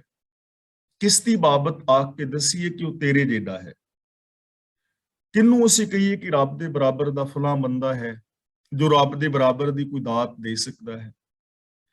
ਕਿ ਇਸ ਕਾਇਨਾਤ ਦੇ ਅੰਦਰ ਰੱਬੀ ਨੇਮਾਂ ਤੋਂ ਉਲਟ ਕੋਈ ਵੀ ਸ਼ਖਸੀਅਤ ਰੇਤ ਦਾ ਇੱਕ ਕਿਣਕਾ ਵੀ ਪੈਦਾ ਕਰ ਸਕਦੀ ਹੈ, ਕਿ ਜ਼ਬਾਨ ਨਾਲ ਆਖੇ ਤੇ ਰੇਤ ਦਾ ਕਿਣਕਾ ਬਣ ਜਾਏ। ਇੱਕ ਕਿਣਕਾ ਵੀ ਪੈਦਾ ਕਰ ਸਕਦਾ ਕੋਈ? ਐਵੇਂ ਨਹੀਂ ਕਰ ਸਕਦਾ। ਰੱਬੀ ਰਜ਼ਾ ਤੋਂ ਉਲਟ ਤੇ ਕੁਝ ਵੀ ਨਹੀਂ ਹੋ ਸਕਦਾ। ਤਾਂ ਕਿਹਨੂੰ ਰੱਬ ਦੇ ਬਰਾਬਰ ਦਾ ਆਖੀਏ? ਤੇਰੇ ਜਿਹੜਾ ਵੱਡਾ ਹੋਰ ਕੋਈ ਦਾਤਾਰ ਨਹੀਂ ਹੈ, ਜਿਹਦੇ ਅੱਗੇ ਮੈਂ ਜਾ ਕੇ ਦੁੱਖ ਦੱਸਾਂ, ਜੋ ਮੇਰੇ ਦੁੱਖਾਂ ਨੂੰ ਦੂਰ ਕਰ ਸਕੇ, ਜੋ ਤੇਰੀ ਰਜ਼ਾ ਤੋਂ ਉਲਟ ਕੁਝ ਕਰ ਸਕੇ। ਕੋਈ ਏਡਾ ਵੱਡਾ ਹੈ ਹੀ ਨਹੀਂ। ਤੇ ਜਦ ਹੈ ਹੀ ਨਹੀਂ, ਜਦ ਰਜ਼ਾ ਤੋਂ ਬਾਹਰ ਕੋਈ ਕੁਝ ਕਰ ਹੀ ਨਹੀਂ ਸਕਦਾ, ਤਾਂ ਫਿਰ ਕਿਉਂ ਐਵੇਂ ਤਰਲੇ ਲੈਣੇ ਬਾਬਿਆਂ ਦੇ? ਕਿਉਂ ਤਰਲੇ ਲੈਣੇ ਮੜੀਆਂ ਕਬਰਾਂ ਜੋਤਸ਼ੀਆਂ ਦੇ? ਸਿੱਧਾ ਰੱਬ ਦੀ ਰਜ਼ਾ ਦੇ ਅੰਦਰ ਚਲੋ। ਰੱਬ ਦੀ ਰਜ਼ਾ ਤੋਂ ਉਲਟ ਕੁਝ ਹੋ ਹੀ ਨਹੀਂ ਸਕਦਾ। हे ਪ੍ਰਭੂ ਤੇਰੇ ਜਿੱਡਾ ਵੱਡਾ ਦਾਤਾ ਕੋਈ ਨਹੀਂ ਹੈ, ਜਿਹਦੇ ਅੱਗੇ ਜਾ ਕੇ ਮੈਂ ਆਪਣੇ ਦੁੱਖ ਦੱਸਾਂ। ਗੁਰ ਪ੍ਰਸਾਦੀ ਪਾਏ ਜਿੱਥੋਂ ਹੋਮੇ ਜਾਈਏ। ਤਾਂ ਇਹ ਜੋ ਆਤਮਿਕ ਜੀਵਨ ਹੈ, ਆਤਮਿਕ ਜੀਵਨ ਹੈ, ਗੁਰੂ ਦੀ ਕਿਰਪਾ ਨਾਲ ਮਿਲਦਾ ਹੈ। ਗੁਰੂ ਦੇ ਪਾਸੋਂ ਹੀ ਹੋਮੇ ਨਾਸ ਹੁੰਦੀ ਹੈ। ਦੁਨੀਆ ਦੇ ਅੰਦਰ ਇੱਕ ਹੀ ਜਗ੍ਹਾ ਹੈ ਤੇ ਉਹ ਹੈ ਗੁਰੂ। ਗੁਰੂ ਦਾ ਗਿਆਨ, ਉਸ ਗੁਰੂ ਗਿਆਨ ਰਾਹੀਂ ਹੋਮੇ ਜਾ ਸਕਦੀ ਹੈ। ਗੁਰੂ ਗਿਆਨ ਰਾਹੀਂ ਸਾਨੂੰ ਚੰਗੇ ਮੰਦੇ ਦੀ ਪਰਖ ਹੋ ਸਕਦੀ ਹੈ। ਗਿਆਨ ਦੀ ਵਰਤੋਂ ਕਰਕੇ ਹੀ ਬੰਦਾ ਆਪਣੇ ਜੀਵਨ ਨੂੰ ਚੰਗਾ ਬਣਾ ਸਕਦਾ ਹੈ। ਗਿਆਨ ਦੀ ਗਲਤ ਵਰਤੋਂ ਕਰਕੇ ਹੀ ਮਨੁੱਖ ਨੇ ਆਪਣੇ ਜੀਵਨ ਨੂੰ ਨਰਕ ਬਣਾ ਲਿਆ ਹੈ, ਤੇ ਗਿਆਨ ਦੀ ਸਹੀ ਵਰਤੋਂ ਕਰਕੇ ਹੀ ਜੀਵਨ ਨੂੰ ਸਵਰਗ ਬਣਾ ਸਕਦਾ ਹੈ। ਇਸ ਲਈ ਗੁਰੂ ਦੀ ਰਹਿਮਤ ਦੇ ਨਾਲ ਸੱਚ ਦੀ ਪ੍ਰਾਪਤੀ ਹੁੰਦੀ ਹੈ। ਗੁਰੂ ਦੇ ਗਿਆਨ ਰਾਹੀਂ ਆਤਮਿਕ ਜੀਵਨ ਪਾਇਆ ਜਾਂਦਾ ਹੈ। ਗੁਰੂ ਦੇ ਚਰਨਾਂ ਦੀ ਸ਼ਰਨ ਲੈ ਕੇ ਹੀ ਸਾਡੀ ਈਗੋ ਹਉਮੈ ਹੰਕਾਰ ਖਤਮ ਹੁੰਦੀ ਹੈ। ਰਸਕਸ ਸਾਧਾਂ ਬਾਹਰਾ ਸੱਚੀ ਵਡਿਆਈ ਹੈ। ਰਸਕਸ ਦਾ ਮਤਲਬ ਜਿਹੜੇ ਆ ਰਸਕਸ ਨੇ, ਵਿਕਾਰਾਂ ਦਾ ਰਸ ਹੈ, ਚਸਕੇ ਨੇ, ਤਾਂ ਗੁਰੂ ਜੀ ਕਹਿੰਦੇ ਨੇ ਉਹ ਪ੍ਰਭੂ ਜੋ ਹੈ ਰਸਾਂ ਕਸਾਂ ਤੋਂ ਬਾਹਰ ਹੈ, ਉਹ ਰਸਾਂ ਕਸਾਂ ਤੋਂ ਉਤਾਂ ਹੈ। ਇਹ ਉਹਦੀ ਬਜ਼ੁਰਗੀ ਸਦਾ ਕਾਇਮ ਰਹਿਣ ਵਾਲੀ ਹੈ। ਰਸ ਕਾ ਸਾਧਾਂ ਬਾਹਰਾ, ਉਹਨੂੰ ਰਸਾਂ ਕਸਾਂ ਦੇ ਨਾਲ ਕੋਈ ਲੈਣਾ ਦੇਣਾ ਨਹੀਂ ਹੈ ਰੱਬ ਦਾ, ਕਿ ਉਹਨੂੰ ਕਿਹੜੀ ਚੀਜ਼ ਸਵਾਦ ਲੱਗਦੀ ਹੈ ਤੇ ਕਿਹੜੀ ਚੀਜ਼ ਬੇਸਵਾਦੀ ਲੱਗਦੀ ਹੈ। ਉਹਦਾ ਇਹ ਆਹਾਰ ਨਹੀਂ ਹੈ। ਨਿਰਾਹਾਰ ਅਸੀਂ ਕਹਿੰਦੇ ਨਾ, ਪ੍ਰਭੂ ਨਿਰਾਹਾਰ। ਤੇ ਜਿਹੜਾ ਹੈ ਹੀ ਨਿਰਾਹਾਰ, ਜਿਹੜਾ ਰਸਾਂ ਕਸਾਂ ਤੋਂ ਬਾਹਰ ਹੈ, ਉਹ ਇਹਨਾਂ ਰਸਾਂ ਕਸਾਂ ਵਿੱਚ ਹੈ ਹੀ ਨਹੀਂ, ਤੇ ਉਹਨੂੰ ਰਸ ਕਸ ਦੇ ਕੇ ਤੇ ਕਿਵੇਂ ਖੁਸ਼ ਕਰ ਲੋਗੇ? ਕਿ ਖੀਰ ਚੜਾ ਕੇ ਰੱਬ ਨੂੰ ਖੁਸ਼ ਕਰ ਲੋ, ਭੋਗ ਲਵਾ ਕੇ, ਪਕੌੜਿਆਂ ਨੂੰ ਭੋਗ ਲਵਾ ਕੇ ਖੁਸ਼ ਕਰ ਲੋ, ਦਾਲ ਸਬਜ਼ੀ ਨੂੰ ਭੋਗ ਲਵਾ ਕੇ ਖੁਸ਼ ਕਰ ਲੋ। ਕਿਵੇਂ ਕਰ ਲੋਗੇ? ਕਿਉਂਕਿ ਉਹਦਾ ਖੁਰਾਕ ਹੀ ਨਹੀਂ ਨਾ, ਉਹਦਾ ਲੈਣਾ ਦੇਣਾ ਨਹੀਂ। ਰਸ ਕਾ ਸਾਧਾਂ ਬਾਹਰਾ ਸੱਚੀ ਵਡਿਆਈ ਹੈ। ਪ੍ਰਭੂ ਦੀ ਬਜ਼ੁਰਗੀ ਸਦਾ ਕਾਇਮ ਰਹਿਣ ਵਾਲੀ ਹੈ, ਰਸਾਂ ਕਸਾਂ ਤੋਂ ਬਾਹਰ ਹੈ। ਤੇ ਯਾਦ ਰੱਖਣਾ, ਜਿਹੜਾ ਪ੍ਰਭੂ ਦੀ ਸੱਚੀ ਵਡਿਆਈ ਗੁਣਾਂ ਦੇ ਨਾਲ ਜੁੜਦਾ ਹੈ ਨਾ, ਉਹ ਵੀ ਆ ਵਿਕਾਰਾਂ ਦੇ ਰਸਾਂ ਕਸਾਂ ਤੋਂ ਬਾਹਰ ਹੋ ਜਾਂਦਾ ਹੈ। ਉਹ ਇਹਨਾਂ ਚੀਜ਼ਾਂ ਤੋਂ ਉੱਚਾ ਉੱਠ ਜਾਂਦਾ ਹੈ। ਜਿਸ ਨੂੰ ਬਖਸ਼ੇ ਤਿਸ ਦੇ ਆਪੇ ਲੈ ਮਿਲਾਈਐ। ਜਿਹਦੇ ਤੇ ਰਹਿਮਤ ਕਰਦਾ ਹੈ ਉਸ ਨੂੰ ਉਹ ਬਖਸ਼ਿਸ਼ ਕਰਦਾ ਹੈ, ਉਹਨੂੰ ਉਹ ਦਾਤ ਦਿੰਦਾ ਹੈ, ਉਹਨੂੰ ਆਪ ਆਪਣੇ ਨਾਲ ਮਿਲਾ ਲੈਂਦਾ ਹੈ। ਜਿਹਨੂੰ ਬਖਸ਼ਦਾ ਹੈ, ਜਿਹਦੇ ਤੇ ਰਹਿਮਤ ਕਰਦਾ ਹੈ, ਉਹਨੂੰ ਆਪ ਆਪਣੇ ਨਾਲ ਮਿਲਾ ਲੈਂਦਾ ਹੈ। ਹੁਣ ਦੇਖੋ, ਇਹ ਚੀਜ਼ ਦੀ ਵਿਆਖਿਆ ਦੇ ਵਿੱਚ ਥੋੜਾ ਜਿਹਾ ਫਰਕ ਪੈ ਜਾਂਦਾ ਹੈ, ਸਮਝਣ ਵਿੱਚ ਫਰਕ ਪੈ ਜਾਂਦਾ ਹੈ। ਕਿਉਂਕਿ ਬੰਦਾ ਬੜਾ ਚਲਾਕ ਹੈ, ਬੰਦਾ ਇੱਕ ਦੂਜੇ ਨਾਲ ਚਲਾਕੀਆਂ ਕਰਦਾ ਹੈ, ਇੱਕ ਦੂਜੇ ਨੂੰ ਠਿੱਬੀ ਲਾਣਾ ਚਾਹੁੰਦਾ ਹੈ, ਆਪਣੀਆਂ ਗਲਤੀਆਂ ਛੁਪਾ ਕੇ ਦੂਜੇ ਦੇ ਸਿਰ ਦੇ ਉੱਤੇ ਬੜੀ ਚਲਾਕੀ ਦੇ ਨਾਲ ਇਹ ਥੋਪ ਦਿੰਦਾ ਹੈ, ਔਰ ਆਪ ਗਲਤੀਆਂ ਤੋਂ ਮੁਕਤ ਹੋਣਾ ਲੋਚਦਾ ਹੈ। ਇਹ ਬੰਦੇ ਦੀ, ਆਮ ਬੰਦੇ ਦੀ ਬਿਰਤੀ ਬਣ ਗਈ ਹੈ।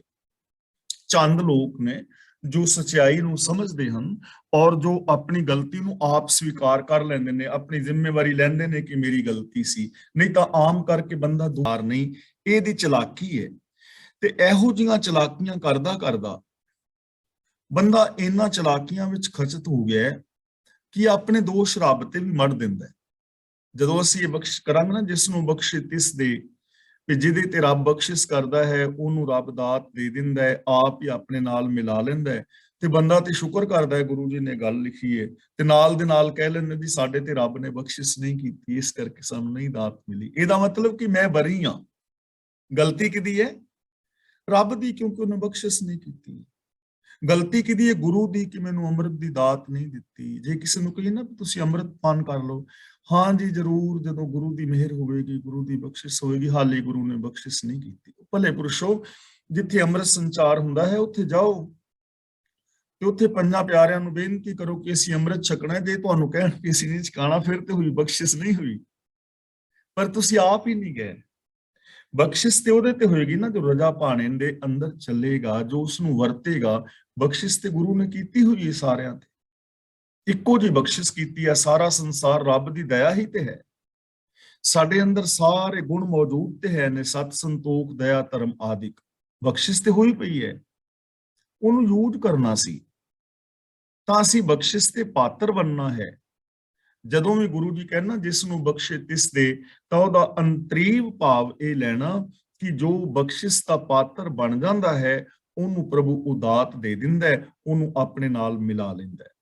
ਅਗਲਾ ਬਚਨ ਗੁਰੂ ਜੀ ਕਰਦੇ ਨੇ, ਘਟ ਅੰਤਰ ਅੰਮ੍ਰਿਤ ਰਖਿਓਨ ਗੁਰਮੁਖ ਕਿਸੇ ਪਿਆਈ। ਘਟ ਅੰਤਰ, ਹਿਰਦੇ ਦੇ ਅੰਦਰ, ਅੰਮ੍ਰਿਤ ਰਖਿਓਨ ਦਾ ਮਤਲਬ ਰੱਬ ਨੇ ਅੰਮ੍ਰਿਤ ਰੱਖਿਆ ਹੋਇਆ ਹੈ ਹਰ ਇੱਕ ਦੇ ਹਿਰਦੇ ਵਿੱਚ। ਜੋ ਆਤਮਿਕ ਜੀਵਨ ਹੈ, ਜੋ ਆਤਮਿਕ ਜੀਵਨ ਦੇਣ ਵਾਲੇ ਗੁਣ ਨੇ, ਉਹ ਅੰਮ੍ਰਿਤ ਹਰ ਇੱਕ ਦੇ ਅੰਦਰ ਹੈ। ਅੰਮ੍ਰਿਤ ਦਾ ਮਤਲਬ ਆਤਮਿਕ ਜੀਵਨ।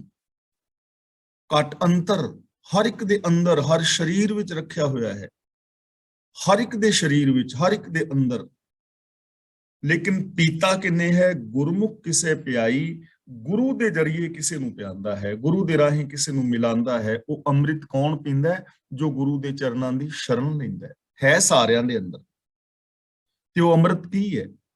ਸਤ, ਸੰਤੋਖ, ਦਇਆ, ਧਰਮ, ਧੀਰਜ, ਗਿਆਨ, ਵਿਰਾਗ, ਨਿਮਾਨਤਾ, ਸੇਵਾ, ਸਿਮਰਨ, ਪ੍ਰੇਮ, ਕੁਰਬਾਨੀ ਦੇ ਜੋ ਸ਼ਬਦ ਜਜ਼ਬੇ ਨੇ, ਇਹ ਸ਼ੁਭ ਗੁਣਾ ਰੂਪ ਅੰਮ੍ਰਿਤ ਜੋ ਹੈ, ਇਹ ਹਰ ਇੱਕ ਦੇ ਅੰਦਰ ਹੈ। ਪਰ ਜੋ ਗੁਰੂ ਦੇ ਦੱਸੇ ਰਾਹਾਂ ਤੇ ਤੁਰਦਾ ਹੈ, ਉਹ ਇਹਨਾਂ ਗੁਣਾਂ ਨੂੰ ਯੂਜ਼ ਕਰਕੇ ਉਹ ਆਤਮਿਕ ਆਨੰਦ ਮਾਣ ਲੈਂਦਾ ਹੈ। ਤੇ ਜੋ ਗੁਰੂ ਦਰਸਾਏ ਮਾਰਗ ਤੇ ਨਹੀਂ ਚੱਲਦਾ, ਗਿਆਨ ਗੁਰੂ ਦੀ ਵਰਤੋਂ ਨਹੀਂ ਕਰਦਾ, ਉਹ ਇਹਨਾਂ ਗੁਣਾਂ ਦੀ ਬਜਾਏ ਔਗੁਣਾਂ ਦੇ ਵਿੱਚ ਖੱਜਲ ਹੋਇਆ ਜ਼ਹਿਰ ਪੀ ਵੀ ਜਾਂਦਾ ਹੈ, ਆਤਮਿਕ ਮੌਤ ਸਹਿਟ ਲੈਂਦਾ। ਸ਼ਲੋਕ ਮਹਿਲਾ ਤੀਜਾ।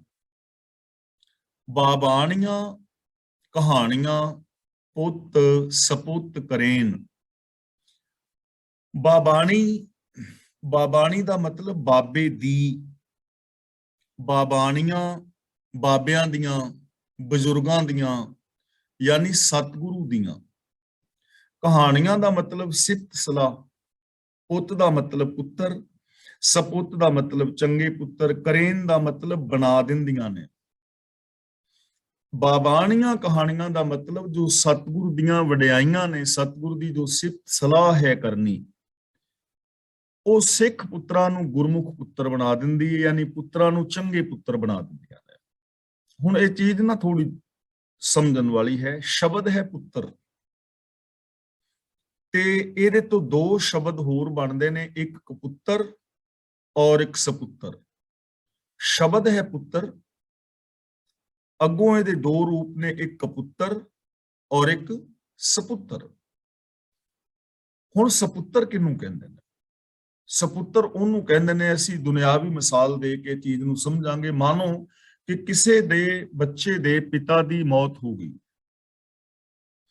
ਤੇ ਉਹਦੇ ਜਨਮ ਦੇ ਟਾਈਮ, ਉਹਦੇ ਜੀਵਨ ਦੇ ਵਿੱਚ 10 ਕਿੱਲੇ ਜ਼ਮੀਨ ਸੀ। ਸਪੋਜ਼ ਪਿਓ ਦੀ 10 ਕਿੱਲੇ ਜ਼ਮੀਨ ਸੀ, 10 ਕਿੱਲੇ ਜ਼ਮੀਨ ਛੱਡ ਕੇ ਉਹ ਪਿਤਾ ਚੱਲ ਵਸਿਆ।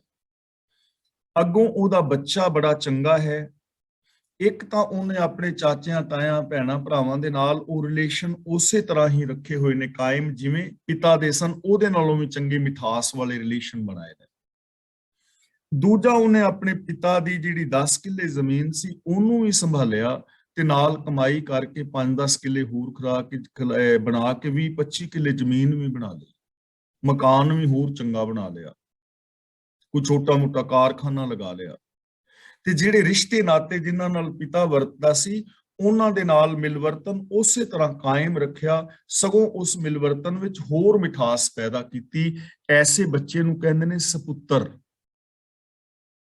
ਤੇ ਦੂਜਾ ਹੈ ਕਿ ਪਿਤਾ ਦੀ ਮੌਤ ਹੋਈ, ਉਸ ਟਾਈਮ ਜ਼ਮੀਨ ਸੀ 10 ਕਿੱਲੇ ਤੇ ਬਹੁਤ ਸਾਰੇ ਲੋਕਾਂ ਦੇ ਨਾਲ ਉਹਦਾ ਮਿਲਵਰਤਨ ਸੀ, ਪਰ ਪਿਤਾ ਤੋਂ ਬਾਅਦ ਘਰ ਦੀ ਕਮਾਂਡ ਹੱਥ ਵਿੱਚ ਆਉਂਦਿਆਂ ਹੀ ਮੁੰਡੇ ਨੇ ਅੱਧਾ ਕਿੱਲਾ ਜ਼ਮੀਨ ਵੇਚ ਦਿੱਤੀ, ਸ਼ਰਾਬ ਪੀਣੀ ਸ਼ੁਰੂ ਕਰ ਦਿੱਤੀ, ਰਿਸ਼ਤੇਦਾਰਾਂ ਦੇ ਨਾਲ ਲੜਨਾ ਝਗੜਨਾ ਸ਼ੁਰੂ ਕਰ ਦਿੱਤਾ ਤੇ 2-4 ਸਾਲਾਂ ਦੇ ਵਿੱਚ ਰਿਸ਼ਤੇ ਨਾਤੇ ਵੀ ਖਤਮ ਕਰ ਲਏ, ਜ਼ਮੀਨ ਜਾਇਦਾਦ ਵੀ ਖਤਮ ਕਰ ਲਈ ਤੇ ਆਪ ਡਰੱਗੀ ਹੋ ਗਿਆ, ਨਸ਼ਈ ਹੋ ਗਿਆ, ਪਿਤਾ ਦੀ ਪ੍ਰਾਪਰਟੀ ਵੀ ਖਤਮ ਕਰ ਦਿੱਤੀ।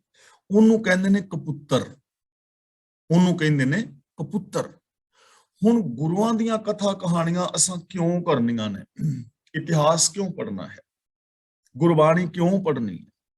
ਗੁਰਬਾਣੀ ਦੇ ਅਰਥ ਭਾਵ ਕਿਉਂ ਸਮਝਣੇ ਨੇ? ਜਿਸ ਕਰਕੇ ਅਸੀਂ ਸਪੁੱਤਰ ਬਣ ਜਾਈਏ। ਗੁਰਬਾਣੀ ਪੜ੍ਹਨ ਦਾ ਮਕਸਦ ਹੀ ਇਹ ਹੈ, ਇਤਿਹਾਸ ਪੜ੍ਹਨ ਦਾ ਮਕਸਦ ਹੀ ਇਹ ਹੈ, ਸਿੱਖ ਫਿਲਾਸਫੀ ਪੜ੍ਹਨ ਦਾ ਮਕਸਦ ਹੀ ਇਹ ਹੈ ਕਿ ਇਹ ਜੋ ਸਿਫਤ ਸਲਾਹ ਅਸੀਂ ਪੜ੍ਹਦੇ ਹਾਂ, ਬਾਣੀ ਜੋ ਪੜ੍ਹਦੇ ਸੁਣਦੇ ਹਾਂ, ਇਹ ਪੁੱਤਰਾਂ ਨੂੰ ਸਪੁੱਤਰ ਬਣਾਉਂਦੀ ਹੈ। ਤਾਂ ਸਤਸੰਗ ਵਿੱਚ ਆਉਣਾ, ਬਾਣੀ ਪੜ੍ਹਨੀ, ਇਤਿਹਾਸ ਪੜ੍ਹਨ ਦਾ ਲਾਭ ਸਾਨੂੰ ਇਹ ਮਿਲਦਾ ਹੈ, ਜੋ ਗੁਰੂਆਂ ਦੀਆਂ ਕਥਾ ਕਹਾਣੀਆਂ ਪੜ੍ਹਦੇ ਨੇ, ਜੋ ਗੁਰੂਆਂ ਦੀਆਂ ਸਿੱਖਿਆਵਾਂ ਤੇ ਅਮਲ ਕਰਦੇ ਨੇ, ਉਹ ਗੁਰੂਆਂ ਦੀਆਂ ਸਿੱਖਿਆਵਾਂ ਪੁੱਤਰਾਂ ਨੂੰ ਸਪੁੱਤਰ ਬਣਾ ਦਿੰਦੀਆਂ ਨੇ। ਇਸ ਲਈ ਅਸੀਂ ਸਪੁੱਤਰ ਬਣਨਾ ਹੈ, ਇਸ ਲਈ ਅਸੀਂ ਇਹ ਕਲਾਸ ਲਗਾ ਰਹੇ ਹਾਂ, ਇਸ ਲਈ ਅਸੀਂ ਬਾਣੀ ਪੜ੍ਹਦੇ ਔਰ ਸੁਣਦੇ ਹਾਂ ਕਿ ਅਸੀਂ ਸਪੁੱਤਰ ਬਣੀਏ। ਸਾਡੀ ਜ਼ਿੰਦਗੀ ਦਾ ਮਕਸਦ ਇਹ ਹੋਣਾ ਚਾਹੀਦਾ ਹੈ। ਜੇ ਸਤਿਗੁਰ ਭਾਵੈ ਸੋ ਮਨ ਲੈਣ ਸੇਈ ਕਰਮ ਕਰੇਨ। ਤਾਂ ਗੁਰੂ ਪਾਤਸ਼ਾਹ ਜੀ ਕਹਿੰਦੇ ਨੇ, ਗੁਰੂ ਦੀਆਂ ਸਾਖੀਆਂ ਪੜ੍ਹ ਕੇ, ਇਤਿਹਾਸ ਪੜ੍ਹ ਕੇ, ਬਾਣੀ ਪੜ੍ਹ ਕੇ, ਗੁਰੂ ਦਾ ਉਪਦੇਸ਼ ਪੜ੍ਹ ਕੇ ਉਹਨਾਂ ਗੱਲਾਂ ਦੇ ਵਿੱਚ ਸਿੱਖ ਯਕੀਨ ਲਿਆਉਂਦੇ ਨੇ ਜੋ ਸਤਿਗੁਰੂ ਨੂੰ ਭਾਉਂਦੀਆਂ ਨੇ। ਜੇ ਸਤਿਗੁਰ ਭਾਵੈ ਸੋ ਮੰਨ ਲੈਣ, ਉਹ ਗੱਲਾਂ ਮੰਨ ਲੈਂਦੇ ਨੇ ਜੋ ਗੁਰੂ ਨੂੰ ਭਾਉਂਦੀਆਂ ਨੇ, ਜੋ ਗੁਰੂ ਦੇ ਵਿੱਚ ਯਕੀਨ ਲਿਆਉਂਦੀਆਂ ਨੇ, ਗੁਰੂ ਵਿੱਚ ਯਕੀਨ ਲਿਆਉਂਦੇ ਨੇ, ਔਰ ਜੋ ਸਤਿਗੁਰੂ ਨੂੰ ਭਾਉਂਦਾ ਹੈ ਉਹਨਾਂ ਗੱਲਾਂ ਨੂੰ ਉਹ ਮੰਨ ਲੈਂਦੇ ਨੇ। ਸਹੀ ਕਰਮ ਕਰੇਨ, ਤੇ ਉਹ ਹੀ ਕੰਮ ਕਰਦੇ ਨੇ ਜੋ ਗੁਰੂ ਨੂੰ ਭਾਉਂਦੇ ਨੇ, ਜੋ ਗੁਰੂ ਨੂੰ ਚੰਗੇ ਲੱਗਦੇ ਨੇ। ਜੋ ਗੁਰੂ ਨੂੰ ਚੰਗੇ ਲੱਗਦੇ ਨੇ ਉਹ ਹੀ ਕੰਮ ਕਰਦੇ ਨੇ, ਉਹਨਾਂ ਗੱਲਾਂ ਨੂੰ ਮੰਨ ਲੈਂਦੇ ਨੇ ਜੋ ਗੁਰੂ ਨੂੰ ਭਾਉਂਦੀਆਂ ਨੇ। ਭਾਵ ਕਿ ਗੁਰੂ ਦੀ ਪਾਵਨ ਬਾਣੀ ਪੜ੍ਹ ਕੇ ਸਿੱਖ ਉਸ ਚੀਜ਼ ਨੂੰ ਮੰਨ ਲੈਂਦਾ ਹੈ ਔਰ ਫਿਰ ਉਹ ਕੰਮ ਕਰਦਾ ਹੈ ਜੋ ਗੁਰੂ ਨੂੰ ਭਾਉਂਦੇ ਨੇ। ਤਾਂ ਅਸਾਂ ਵੀ ਉਹ ਕੰਮ ਕਰਨੇ ਨੇ ਜੋ ਗੁਰੂ ਨੂੰ ਭਾਉਂਦੇ ਨੇ, ਜਿਸ ਬਾਰੇ ਆਪਾਂ ਖੁੱਲੀਆਂ ਵਿਚਾਰਾਂ ਕਰ ਚੁੱਕੇ ਹਾਂ। ਜਿਹੜੀਆਂ 6 ਗੱਲਾਂ ਅਸੀਂ ਸਾਂਝੀਆਂ ਕਰਦੇ ਹਾਂ। ਅੱਖਾਂ ਨਾਲ ਉਹ ਵੇਖਦੇ ਨੇ ਜੋ ਗੁਰੂ ਨੂੰ ਭਾਉਂਦਾ ਹੈ, ਕੰਨਾਂ ਨਾਲ ਸੁਣਦੇ ਨੇ ਜੋ ਗੁਰੂ ਨੂੰ ਭਾਉਂਦਾ ਹੈ, ਜ਼ਬਾਨ ਨਾਲ ਬੋਲਦੇ ਨੇ ਜੋ ਗੁਰੂ ਨੂੰ ਭਾਉਂਦਾ ਹੈ, ਹੱਥਾਂ ਨਾਲ ਕੰਮ ਉਹ ਕਰਦੇ ਨੇ ਜੋ ਗੁਰੂ ਨੂੰ ਭਾਉਂਦਾ ਹੈ, ਪੈਰਾਂ ਨਾਲ ਉਧਰ ਚੱਲ ਕੇ ਜਾਂਦੇ ਨੇ ਜਿੱਧਰ ਗੁਰੂ ਨੂੰ ਭਾਉਂਦਾ ਹੈ, ਔਰ ਮਨ ਦੀ ਸੋਚ ਉਹਨਾਂ ਦੀ ਉਹ ਹੁੰਦੀ ਹੈ ਜੋ ਗੁਰੂ ਨੂੰ ਭਾਉਂਦੀ ਹੈ। ਜਾਏ ਪੁੱਛੋ ਸਿਮਰਿਤ ਸ਼ਾਸਤ ਬਿਆਸ ਸੁਖ ਨਾਰਦ, ਬਚਨ ਸਭ ਸ੍ਰਿਸ਼ਟ ਕਰੇਨ। ਹੁਣ ਗੁਰੂ ਪਾਤਸ਼ਾਹ ਜੀ ਸਾਨੂੰ ਸਮਝਾ ਰਹੇ ਹਨ ਕਿ ਤੁਸੀਂ ਬੇਸ਼ੱਕ ਇਸ ਗੱਲ ਦੀ ਤਸਦੀਕ ਕਰਨੀ ਹੋਵੇ ਤਾਂ ਗੁਰੂ ਜੀ ਕਹਿੰਦੇ ਨੇ ਜੋ ਪੁਰਾਤਨ ਧਰਮ ਪੁਸਤਕਾਂ ਸਿਮਰਤੀਆਂ ਸ਼ਾਸਤਰ ਨੇ, ਪੁਰਾਤਨ ਰਿਸ਼ੀ ਨੇ, ਵਿਆਸ ਹੈ, ਸੁਖ ਹੈ, ਨਾਰਦ ਹੈ, ਇਹਨਾਂ ਨੂੰ ਪੁੱਛ ਕੇ ਵੇਖ ਲਓ। ਭਾਵ ਕਿ ਉਹਨਾਂ ਦੀਆਂ ਲਿਖਤਾਂ ਪੜ੍ਹ ਵੇਖੋ, ਜਿਹੜੇ ਸਾਰਿਆਂ ਨੂੰ ਲੋਕਾਂ ਨੂੰ ਉਪਦੇਸ਼ ਕਰਦੇ ਸਨ, ਉਹਨਾਂ ਨੂੰ ਪੁੱਛ ਕੇ ਵੇਖ ਲਓ। ਤਾਂ ਉੱਥੇ ਵੀ ਤੁਹਾਨੂੰ ਇਹੀ ਸ਼ੈ ਮਿਲੇਗੀ ਕਿ ਗੁਰੂ ਦੇ ਦੱਸੇ ਰਾਹ ਤੇ ਚੱਲ ਕੇ ਹੀ ਬੰਦਾ ਸੁਖੀ ਔਰ ਸ਼ਾਂਤ ਹੋ ਸਕਦਾ ਹੈ। ਰੱਬੀ ਰਜ਼ਾ ਦੇ ਵਿੱਚ ਤੁਰਨ ਤੋਂ ਬਿਨਾਂ ਜ਼ਿੰਦਗੀ ਦੇ ਅੰਦਰ ਸ਼ਾਂਤੀ ਆ ਨਹੀਂ ਸਕਦੀ। ਪੁਰਾਤਨ ਧਰਮ ਪੁਸਤਕਾਂ ਪੜ੍ਹ ਕੇ ਵੇਖ ਲਓ ਜਾਂ ਉਹਨਾਂ ਦੇ ਜੀਵਨ ਵੱਲ ਪੜ੍ਹ ਕੇ ਦੇਖ ਲਓ। ਜੇ ਉਹਨਾਂ ਨੇ ਰੱਬੀ ਰਜ਼ਾ ਨੂੰ ਤੋੜਿਆ ਹੋਏਗਾ ਤਾਂ ਬਿਲਕੁਲ ਦੁੱਖ ਆਇਆ ਹੋਏਗਾ। ਜਿਹੜਾ ਰੱਬੀ ਰਜ਼ਾ ਵਿੱਚ ਤੁਰਿਆ ਹੋਏਗਾ ਉਹਦੇ ਜੀਵਨ ਦੇ ਅੰਦਰ ਸੁਖ ਸ਼ਾਂਤੀ ਹੋਵੇਗੀ। ਤੁਸੀਂ ਉਹਨਾਂ ਨੂੰ ਪੜ੍ਹ ਕੇ ਵਾਚ ਕੇ ਵੇਖ ਲਓ। ਸੱਚੇ ਲਾਏ ਸੱਚ ਲੱਗੇ, ਸਦਾ ਸੱਚ ਸੰਭਾਲੇਨ। ਸੱਚੇ ਲਾਏ ਦਾ ਮਤਲਬ ਜਿਨ੍ਹਾਂ ਨੂੰ ਸਦਾ ਪ੍ਰਭੂ ਨੇ ਸੱਚ ਦੇ ਵਿੱਚ ਲਾਇਆ ਹੈ, ਉਹ ਸੱਚ ਦੇ ਅੰਦਰ ਲੱਗੇ ਨੇ ਔਰ ਸਦਾ ਹੀ ਉਹ ਸੱਚ ਦੇ ਨਾਲ ਜੁੜੇ ਰਹਿੰਦੇ ਨੇ, ਸੱਚ ਨੂੰ ਸੰਭਾਲਦੇ ਰਹਿੰਦੇ ਨੇ। ਯਾਨੀ ਜੋ ਪ੍ਰਭੂ ਦੀ ਰਜ਼ਾ ਵਿੱਚ ਤੁਰਦੇ ਨੇ ਉਹ ਫਿਰ ਕੀ ਕਰਦੇ ਨੇ, ਸੱਚ ਵਿੱਚ ਲੱਗਦੇ ਨੇ ਔਰ ਸਦਾ ਸੱਚ ਨੂੰ ਯਾਦ ਰੱਖਦੇ ਨੇ। ਇੱਕ ਪਲ ਵਾਸਤੇ ਵੀ ਉਹ ਸੱਚ ਨੂੰ ਭੁਲਾਉਂਦੇ ਨਹੀਂ, ਇੱਕ ਪਲ ਵਾਸਤੇ ਵੀ ਰੱਬੀ ਸਿਫਤ ਸਲਾਹ ਤੋਂ ਦੂਰ ਨਹੀਂ ਹੁੰਦੇ, ਜਿਨ੍ਹਾਂ ਨੂੰ ਪ੍ਰਭੂ ਨੇ ਸੱਚ ਵਿੱਚ ਲਾਇਆ ਹੈ। ਨਾਨਕ ਆਏ ਸੇ ਪ੍ਰਵਾਨ ਭਏ, ਜੇ ਸਗਲੇ ਕੁੱਲ ਤਾਰੇਨ। ਗੁਰੂ ਜੀ ਕਹਿੰਦੇ ਨੇ ਇਸ ਸੰਸਾਰ ਤੇ ਆਉਣਾ ਉਹਨਾਂ ਦਾ ਪ੍ਰਵਾਨ ਹੈ, ਮੁਬਾਰਕ ਹੈ ਉਹਨਾਂ ਦਾ ਜੀਵਨ, ਸਫਲ ਹੈ ਉਹਨਾਂ ਦਾ ਜੀਵਨ, ਜਿਹੜੀ ਸਾਰੀਆਂ ਕੁੱਲਾਂ ਨੂੰ ਤਾਰ ਲੈਂਦੇ। ਹੁਣ ਇੱਕ ਕੁੱਲ ਤਾਂ ਸਾਡੇ ਨਾਲ ਹੈ, ਸਾਡੇ ਜੋ ਗਿਆਨ ਇੰਦਰੀ ਨੇ। ਇੱਕ ਤਾਂ ਬੰਦਾ ਇਹਨਾਂ ਕੁੱਲਾਂ ਨੂੰ ਤਾਰਦਾ ਹੈ, ਜਿਵੇਂ ਭਗਤ ਕਬੀਰ ਜੀ ਕਹਿੰਦੇ ਨੇ, ਦੀਨ ਦਿਆਲ ਭਰੋਸੇ ਤੇਰੇ, ਸਭ ਪਰਿਵਾਰ ਚੜਾਇਆ ਬੇੜੇ, ਜਾਂ ਤਿਸ ਭਾਵੇ ਤਾਂ ਹੁਕਮ ਮਨਾਵੇ, ਇਸ ਬੇੜੇ ਕੋ ਪਾਰ ਲੰਘਾਵੇ। ਕਿ ਸਾਰਾ ਜੋ ਮੇਰਾ ਪਰਿਵਾਰ ਹੈ ਗਿਆਨ ਇੰਦਰੀਆਂ ਦਾ, ਇਹਨੂੰ ਤੇਰੇ ਹੁਕਮ ਦੇ ਬੇੜੇ ਵਿੱਚ ਚੜਾ ਦਿੱਤਾ ਹੈ। ਜਦੋਂ ਤੈਨੂੰ ਭਾਉਂਦਾ ਹੈ, ਭਾਵ ਤੇਰੇ ਹੁਕਮ ਦੇ ਵਿੱਚ ਜੋ ਤੁਰਦਾ ਹੈ, ਉਹਨਾਂ ਦਾ ਇਹ ਬੇੜਾ ਪਾਰ ਲੰਘ ਜਾਂਦਾ ਹੈ। ਉਹਨਾਂ ਦੇ ਇਹ ਗਿਆਨ ਇੰਦਰੀ, ਉਹਦੇ ਇਹ ਪਰਿਵਾਰ, ਉਹਦੀਆਂ ਇਹ ਕੁੱਲਾਂ ਕਿਤੇ ਵੀ ਡੁੱਬਦੀਆਂ ਨਹੀਂ। ਪਹਿਲੀ ਗੱਲ ਤਾਂ ਇਹ ਹੈ ਕਿ ਜੇ ਸਾਰੀਆਂ ਆਪਣੀਆਂ ਗਿਆਨ ਇੰਦਰੀਆਂ ਨੂੰ ਤਾਰਦੇ ਨੇ, ਕੁੱਲਾਂ ਨੂੰ ਤਾਰ ਲੈਂਦੇ। ਤੇ ਦੂਜੀ ਗੱਲ ਇਹ ਹੈ ਕਿ ਜੋ ਚੰਗੇ ਇਨਸਾਨ ਨੇ, ਰੱਬੀ ਰਜ਼ਾ ਔਰ ਭਾਣੇ ਵਿੱਚ ਤੁਰਨ ਵਾਲੇ ਨੇ, ਫਿਰ ਉਹਨਾਂ ਦੀਆਂ ਕੁੱਲਾਂ ਨੂੰ ਵੀ ਮਾਣ ਮਿਲਦਾ ਹੈ। ਲੋਕ ਕਹਿੰਦੇ ਨੇ ਵੀ ਧੰਨ ਨੇ ਇਸ ਬੰਦੇ ਦੀ ਮਾਂ ਜਿਹਨੇ ਜੰਮਿਆ, ਧੰਨ ਹੈ ਇਸ ਬੰਦੇ ਦਾ ਪਿਓ ਜਿਸਨੇ ਇਹਨੂੰ ਜਨਮ ਦਿੱਤਾ ਹੈ। ਉਹਨਾਂ ਕਰਕੇ ਉਹਨਾਂ ਦੀਆਂ ਕੁੱਲਾਂ ਨੂੰ ਵੀ ਮਾਣ ਮਿਲਦਾ ਹੈ ਕਿ ਫਲਾਂ ਬੰਦਾ ਵੀ ਉਸ ਕੁੱਲ ਦੇ ਵਿੱਚੋਂ ਕਿੰਨੀ ਚੰਗੀ ਕੁੱਲ ਚੋਂ ਹੋਏਗਾ ਜਿਸ ਬੰਦੇ ਨੇ ਇਹ ਕੰਮ ਕੀਤਾ ਹੈ। ਤਾਂ ਉਹਦੇ ਕਰਕੇ ਉਹਦੇ ਬਜ਼ੁਰਗਾਂ ਨੂੰ ਵੀ ਮਾਣ ਮਿਲਦਾ ਹੈ, ਸਤਿਕਾਰ ਮਿਲਦਾ ਹੈ। ਮਹਿਲਾ ਤੀਜਾ, ਗੁਰੂ ਜਿਨ੍ਹਾਂ ਕਾ ਅੰਧੁਲਾ ਸਿੱਖ ਵੀ ਅੰਧੇ ਕਰਮ ਕਰੇਨ। ਅੰਧਾ ਦਾ ਮਤਲਬ ਅਗਿਆਨੀ, ਬੇਸਮਝ। ਹੁਣ ਜਿਨ੍ਹਾਂ ਮਨੁੱਖਾਂ ਦਾ ਗੁਰੂ ਆਪ ਅੰਨਾ ਹੋਵੇ, ਅਗਿਆਨੀ ਹੋਵੇ, ਬੇਸਮਝ ਹੋਵੇ, ਜਿਸ ਨੂੰ ਆਪ ਹੁਕਮ ਦੀ ਸੂਝ ਨਹੀਂ, ਰੱਬੀ ਗੁਣਾਂ ਦੀ ਸੂਝ ਨਹੀਂ, ਆਪ ਕਰਮ ਕਾਂਡਾਂ ਵਿੱਚ ਖਚਤ ਹੈ, ਤੇ ਜਿਹੜੇ ਅੱਗੋਂ ਉਹਦੇ ਸਿੱਖ ਬਣਨਗੇ, ਸਿੱਖ ਦਾ ਮਤਲਬ ਚੇਲੇ ਬਣਨਗੇ, ਦਾਸ ਹੋਣਗੇ, ਉਹ ਵੀ ਅੰਨੇ ਕੰਮ ਕਰਨਗੇ। ਗੁਰੂ ਜਿਨ੍ਹਾਂ ਕਾ ਅੰਧੁਲਾ, ਸਿੱਖ ਵੀ ਅੰਧੇ ਕਰਮ ਕਰੇਨ।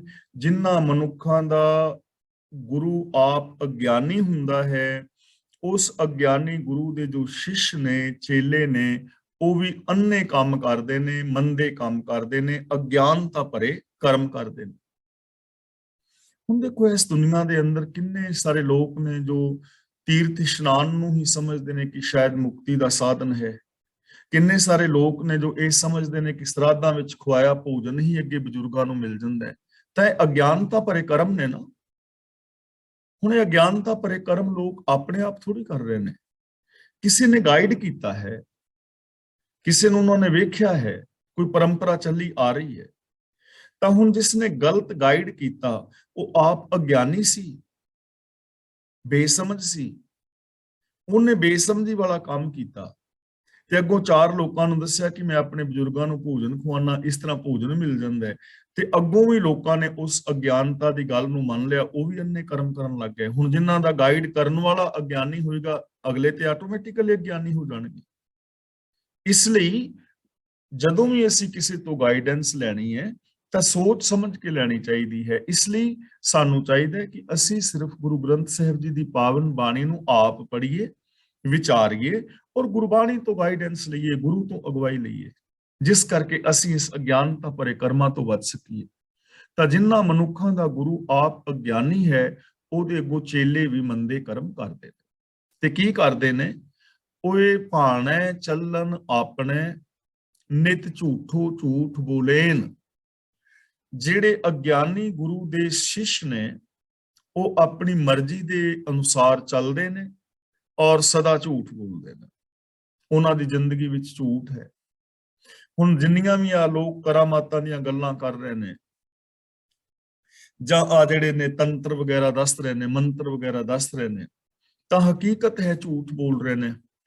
ਇਹਨਾਂ ਮੰਤਰਾਂ, ਜੰਤਰਾਂ, ਤੰਤਰਾਂ ਦੇ ਨਾਲ ਕੁਝ ਵੀ ਹੋਣ ਵਾਲਾ ਨਹੀਂ ਹੈ, ਲੇਕਿਨ ਝੂਠ ਬੋਲੀ ਜਾ ਰਹੇ ਨੇ ਲੋਕ। ਆਪਣੇ ਆਪ ਹੀ ਆਪਣੇ ਹੀ ਰਾਹ ਬਣਾ ਲਏ ਨੇ ਔਰ ਰੱਬੀ ਰਜ਼ਾ ਤੋਂ ਉਲਟ ਚੱਲ ਰਹੇ ਨੇ, ਲੋਕਾਂ ਨੂੰ ਵੀ ਭਟਕਾ ਰਹੇ ਨੇ ਔਰ ਝੂਠ ਬੋਲ ਰਹੇ ਨੇ, ਲਗਾਤਾਰ ਝੂਠ ਬੋਲ ਰਹੇ ਨੇ। ਤੇ ਜਿਨ੍ਹਾਂ ਨੇ ਉਹਨਾਂ ਝੂਠਿਆਂ ਤੇ ਵਿਸ਼ਵਾਸ ਕਰ ਲਿਆ ਹੈ, ਉਹ ਵਿਚਾਰੇ ਭਟਕ ਗਏ ਨੇ। ਇਸ ਲਈ ਮੈਂ ਰੋਜ਼ ਬੇਨਤੀ ਕਰ ਰਿਹਾ ਹਾਂ ਕਿ ਯੂਨੀਵਰਸਲ ਟਰੁੱਥ ਨੂੰ ਬੇਸ ਬਣਾ ਕੇ ਹਰ ਗੱਲ ਨੂੰ ਪਰਖਣਾ। ਯੂਨੀਵਰਸਲ ਟਰੁੱਥ ਨੂੰ ਬੇਸ ਬਣਾਉਣਾ ਜ਼ਰੂਰ। ਜਿਹੜੀ ਚੀਜ਼ ਯੂਨੀਵਰਸਲ ਟਰੁੱਥ ਤੇ ਪੂਰੀ ਨਹੀਂ ਉਤਰਦੀ, ਉਸ ਚੀਜ਼ ਨੂੰ ਨਾ ਮੰਨਣਾ। ਜਿਹੜੀ ਸੱਚ ਦੀ ਕਸਵੱਟੀ ਤੇ ਪੂਰੀ ਨਹੀਂ ਉਤਰਦੀ, ਉਹਨੂੰ ਨਾ ਮੰਨਣਾ। ਅਰਥ ਭਾਵ ਜਦੋਂ ਕਰਨੇ ਨੇ ਤਾਂ ਇੱਕ ਓੰਕਾਰ ਤੋਂ ਲੈ ਕੇ ਗੁਰਪ੍ਰਸਾਦ ਤੱਕ ਜੋ ਮੂਲ ਮੰਤਰ ਹੈ, ਜਿਹੜੇ ਅਰਥ ਸਾਡੇ ਉਸ ਮੂਲ ਮੰਤਰ ਤੇ ਪੂਰੇ ਨਹੀਂ ਉਤਰਦੇ ਕਸਵੱਟੀ ਤੇ, ਉਹ ਸਾਡੇ ਕੀਤੇ ਹੋਏ ਅਰਥ ਗਲਤ ਨੇ। ਮਤਲਬ ਜੋ ਅਸੀਂ ਅਰਥ ਕਰ ਰਹੇ ਹਾਂ ਉਹ ਗਲਤ ਨੇ। ਬਾਣੀ ਸੱਚੀ ਹੈ, ਬਾਣੀ ਯੂਨੀਵਰਸਲ ਟਰੁੱਥ ਹੈ। ਸਾਡੇ ਕੀਤੇ ਅਰਥ ਗਲਤ ਹੋ ਸਕਦੇ ਨੇ, ਸਾਡੀ ਸਮਝ ਵਿੱਚ ਫਰਕ ਹੋ ਸਕਦਾ ਹੈ, ਇਹ ਗੱਲ ਧਿਆਨ ਰੱਖਣ ਵਾਲੀ ਹੈ। ਔਰ ਹਰ ਇੱਕ ਦੇ ਵਿੱਚ ਹੋ ਸਕਦਾ ਹੈ ਭੁੱਲਣ ਅੰਦਰ ਸਭ ਕੋ। ਇਸ ਲਈ ਗੁਰਬਾਣੀ ਦੀ ਕਸਵੱਟੀ ਤੇ ਪਰਖਣਾ ਔਰ ਯੂਨੀਵਰਸਲ ਟਰੁੱਥ ਤੇ ਪਰਖਣਾ। ਕੂੜ ਕੁਸੱਤ ਕਮਾਵੰਦੇ, ਪਰ ਨਿੰਦਾ ਸਦਾ ਕਰੇਨ। ਜੋ ਰੱਬੀ ਰਜ਼ਾ ਤੋਂ ਉਲਟ ਨੇ, ਜਿਨ੍ਹਾਂ ਦੇ ਗੁਰੂ ਅਗਿਆਨੀ ਨੇ ਔਰ ਜਿਹੜੇ ਸ਼ਿਸ਼ ਵੀ ਅਗਿਆਨਤਾ ਭਰੇ ਕਰਮ ਕਰ ਰਹੇ ਨੇ, ਕੂੜ ਕੁਸੱਤ ਕਮਾਉਂਦੇ। ਇਹਨੂੰ ਕੁਸਤ ਨਹੀਂ ਪੜਨਾ, ਕੁਸੱਤ। ਉਹ ਝੂਠ ਔਰ ਠੱਗੀ ਕਮਾਉਂਦੇ ਨੇ, ਝੂਠ ਬੋਲਦੇ ਨੇ, ਠੱਗੀਆਂ ਮਾਰਦੇ ਨੇ ਔਰ ਦੂਜਿਆਂ ਦੀ ਨਿੰਦਿਆ ਕਰਦੇ ਨੇ। ਆਪਣੇ ਸਵਾਰਥ ਕਰਕੇ ਦੂਜਿਆਂ ਦੇ ਗੁਣਾਂ ਨੂੰ ਵੀ ਔਗਣ ਬਣਾ ਕੇ ਪੇਸ਼ ਕਰਦੇ ਨੇ। ਤੇ ਐਸੇ ਨਿੰਦਕ, ਐਸੇ ਲੋਕਾਂ ਦਾ ਹਾਲ ਕੀ ਹੁੰਦਾ ਹੈ? ਉਹ ਆਪ ਡੁੱਬੇ ਪਰ ਨਿੰਦਕਾਂ ਸਗਲੇ ਕੁਲ ਡੋਬੇਨ। ਪਰ ਨਿੰਦਕਾ ਦਾ ਮਤਲਬ ਹੈ ਪਰਾਈ ਨਿੰਦਾ ਕਰਨ ਵਾਲੇ। ਕੋਈ ਆਪ ਡੁੱਬੇ ਦਾ ਮਤਲਬ ਆਪ ਡੁੱਬੇ ਹੋਏ ਨੇ। ਸਗਲੇ ਕੁਲ ਡੋਬੇਨ ਦਾ ਮਤਲਬ ਆਪਣੇ ਸਾਰੇ ਕੁੱਲਾਂ ਨੂੰ ਡੋਬ ਲੈਂਦੇ ਨੇ, ਅਗਿਆਨ ਇੰਦਰੀਆਂ ਨੂੰ ਡੋਬ ਲੈਂਦੇ ਨੇ। ਦੂਜਿਆਂ ਦੀ ਨਿੰਦਿਆ ਕਰਨ ਵਾਲੇ ਮਨੁੱਖ ਆਪ ਵੀ ਡੁੱਬਦੇ ਨੇ ਔਰ ਆਪਣੀਆਂ ਸਾਰੀਆਂ ਕੁੱਲਾਂ ਗਰਕ ਕਰ ਲੈਂਦੇ ਨੇ, ਆਪਣੇ ਗਿਆਨ ਇੰਦਰੀਆਂ ਨੂੰ ਡੋਬ ਦਿੰਦੇ ਨੇ। ਪਹਿਲੀ ਗੱਲ, ਗਿਆਨ ਇੰਦਰੀ ਸਾਡੀਆਂ ਇਹ ਕੁੱਲਾਂ ਨੇ, ਅੱਖਾਂ, ਨੱਕ, ਕੰਨ, ਜਿੰਨੇ ਵੀ ਕਰਮ ਨੇ ਉਹ ਸਾਰੇ ਫਿਰ ਅਗਿਆਨਤਾ ਵਾਲੇ ਉਹ ਕਰਦੇ ਨੇ, ਪਰਾਈ ਨਿੰਦਿਆ ਕਰਨ ਵਾਲੇ ਲੋਕ। ਪਹਿਲੀ ਗੱਲ।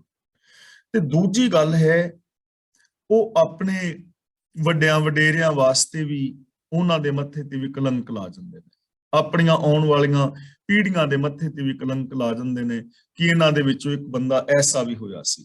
ਬੇਸ਼ੱਕ ਅਗਲੀ ਪੀੜ੍ਹੀ ਸੁਧਰ ਜਾਏ, ਪਰ ਉਹ ਕਲੰਕ ਜਿਹੜਾ ਲਾਣਾ ਬੜਾ ਮੁਸ਼ਕਲ ਹੋ ਜਾਂਦਾ। ਜਿਵੇਂ ਮੈਂ ਗੰਗੂ ਦੀ ਗੱਲ ਆਮ ਕਰਦਾ ਹਾਂ, ਹੁਣ ਉਹ ਕਲੰਕ ਲਵਾ ਬੈਠਾ ਨਾ ਮੱਥੇ ਤੇ, ਔਰ ਲਵਾ ਏਡਾ ਵੱਡਾ ਬੈਠਾ ਕਿ ਜਿਹਨੂੰ ਕਦੇ ਧੋਤਾ ਨਹੀਂ ਜਾ ਸਕਦਾ। ਤਾਂ ਹੁਣ ਆਉਣ ਵਾਲੀਆਂ ਕੁੱਲਾਂ ਜੇ ਕੋਈ ਕਹੇਗਾ ਕਿ ਗੰਗੂ ਸਾਡੇ ਵਿੱਚੋਂ ਸੀ, ਤਾਂ ਉਹ ਤਾਂ ਕਹਿਣਾ ਪਏਗਾ ਵੀ ਤੁਹਾਡੇ ਯਾਰ ਬਜ਼ੁਰਗ ਨੇ ਏਡਾ ਮਾੜਾ ਕਰਮ ਕੀਤਾ ਸੀ। ਉਹ ਕੁੱਲ, ਉਹ ਕਲੰਕ ਉਹਦੇ ਮੱਥੇ ਤੋਂ ਲੈਣ ਵਾਲਾ ਨਹੀਂ ਹੈ, ਨਮੋਸ਼ੀ ਹੋਏਗੀ ਨਾ। ਤੇ ਦੂਜੇ ਪਾਸੇ ਮਲੇਰ ਕੋਟਲੇ ਵਾਲਾ ਨਵਾਬ ਹੈ,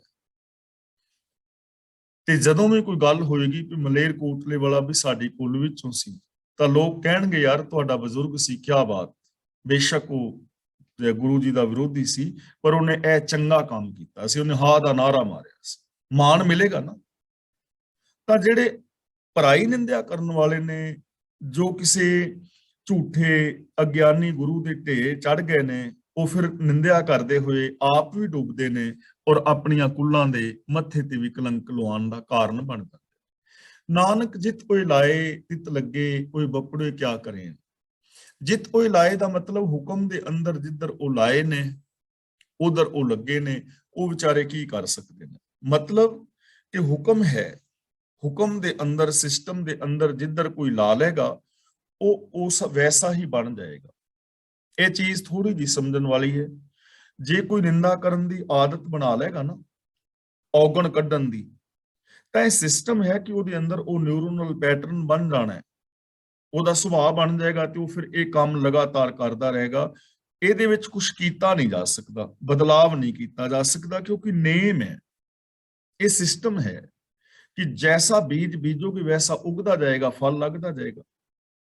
ਦੂਜੇ ਪਾਸੇ ਸਿਸਟਮ ਹੈ ਕਿ ਜੇ ਕੋਈ ਪੋਜ਼ਿਟਿਵ ਸੋਚਦਾ ਹੈ, ਗੁਣਾਂ ਬਾਰੇ ਸੋਚਦਾ ਹੈ, ਚੰਗਾ ਸੋਚਦਾ ਹੈ, ਤਾਂ ਉਹਦੇ ਅੰਦਰ ਪੋਜ਼ਿਟਿਵ ਜਾਂ ਚੰਗੇ ਗੁਣਾਂ ਵਾਲਾ ਨਿਊਰੋਨਲ ਪੈਟਰਨ ਬਣ ਜਾਏਗਾ। ਇਸ ਸਿਸਟਮ ਨੂੰ ਚੇਂਜ ਨਹੀਂ ਕੀਤਾ ਜਾ ਸਕਦਾ। ਜੇ ਚੰਗਾ ਸੋਚੋਗੇ ਤੇ ਚੰਗਾ ਹੀ ਬਣੇਗਾ।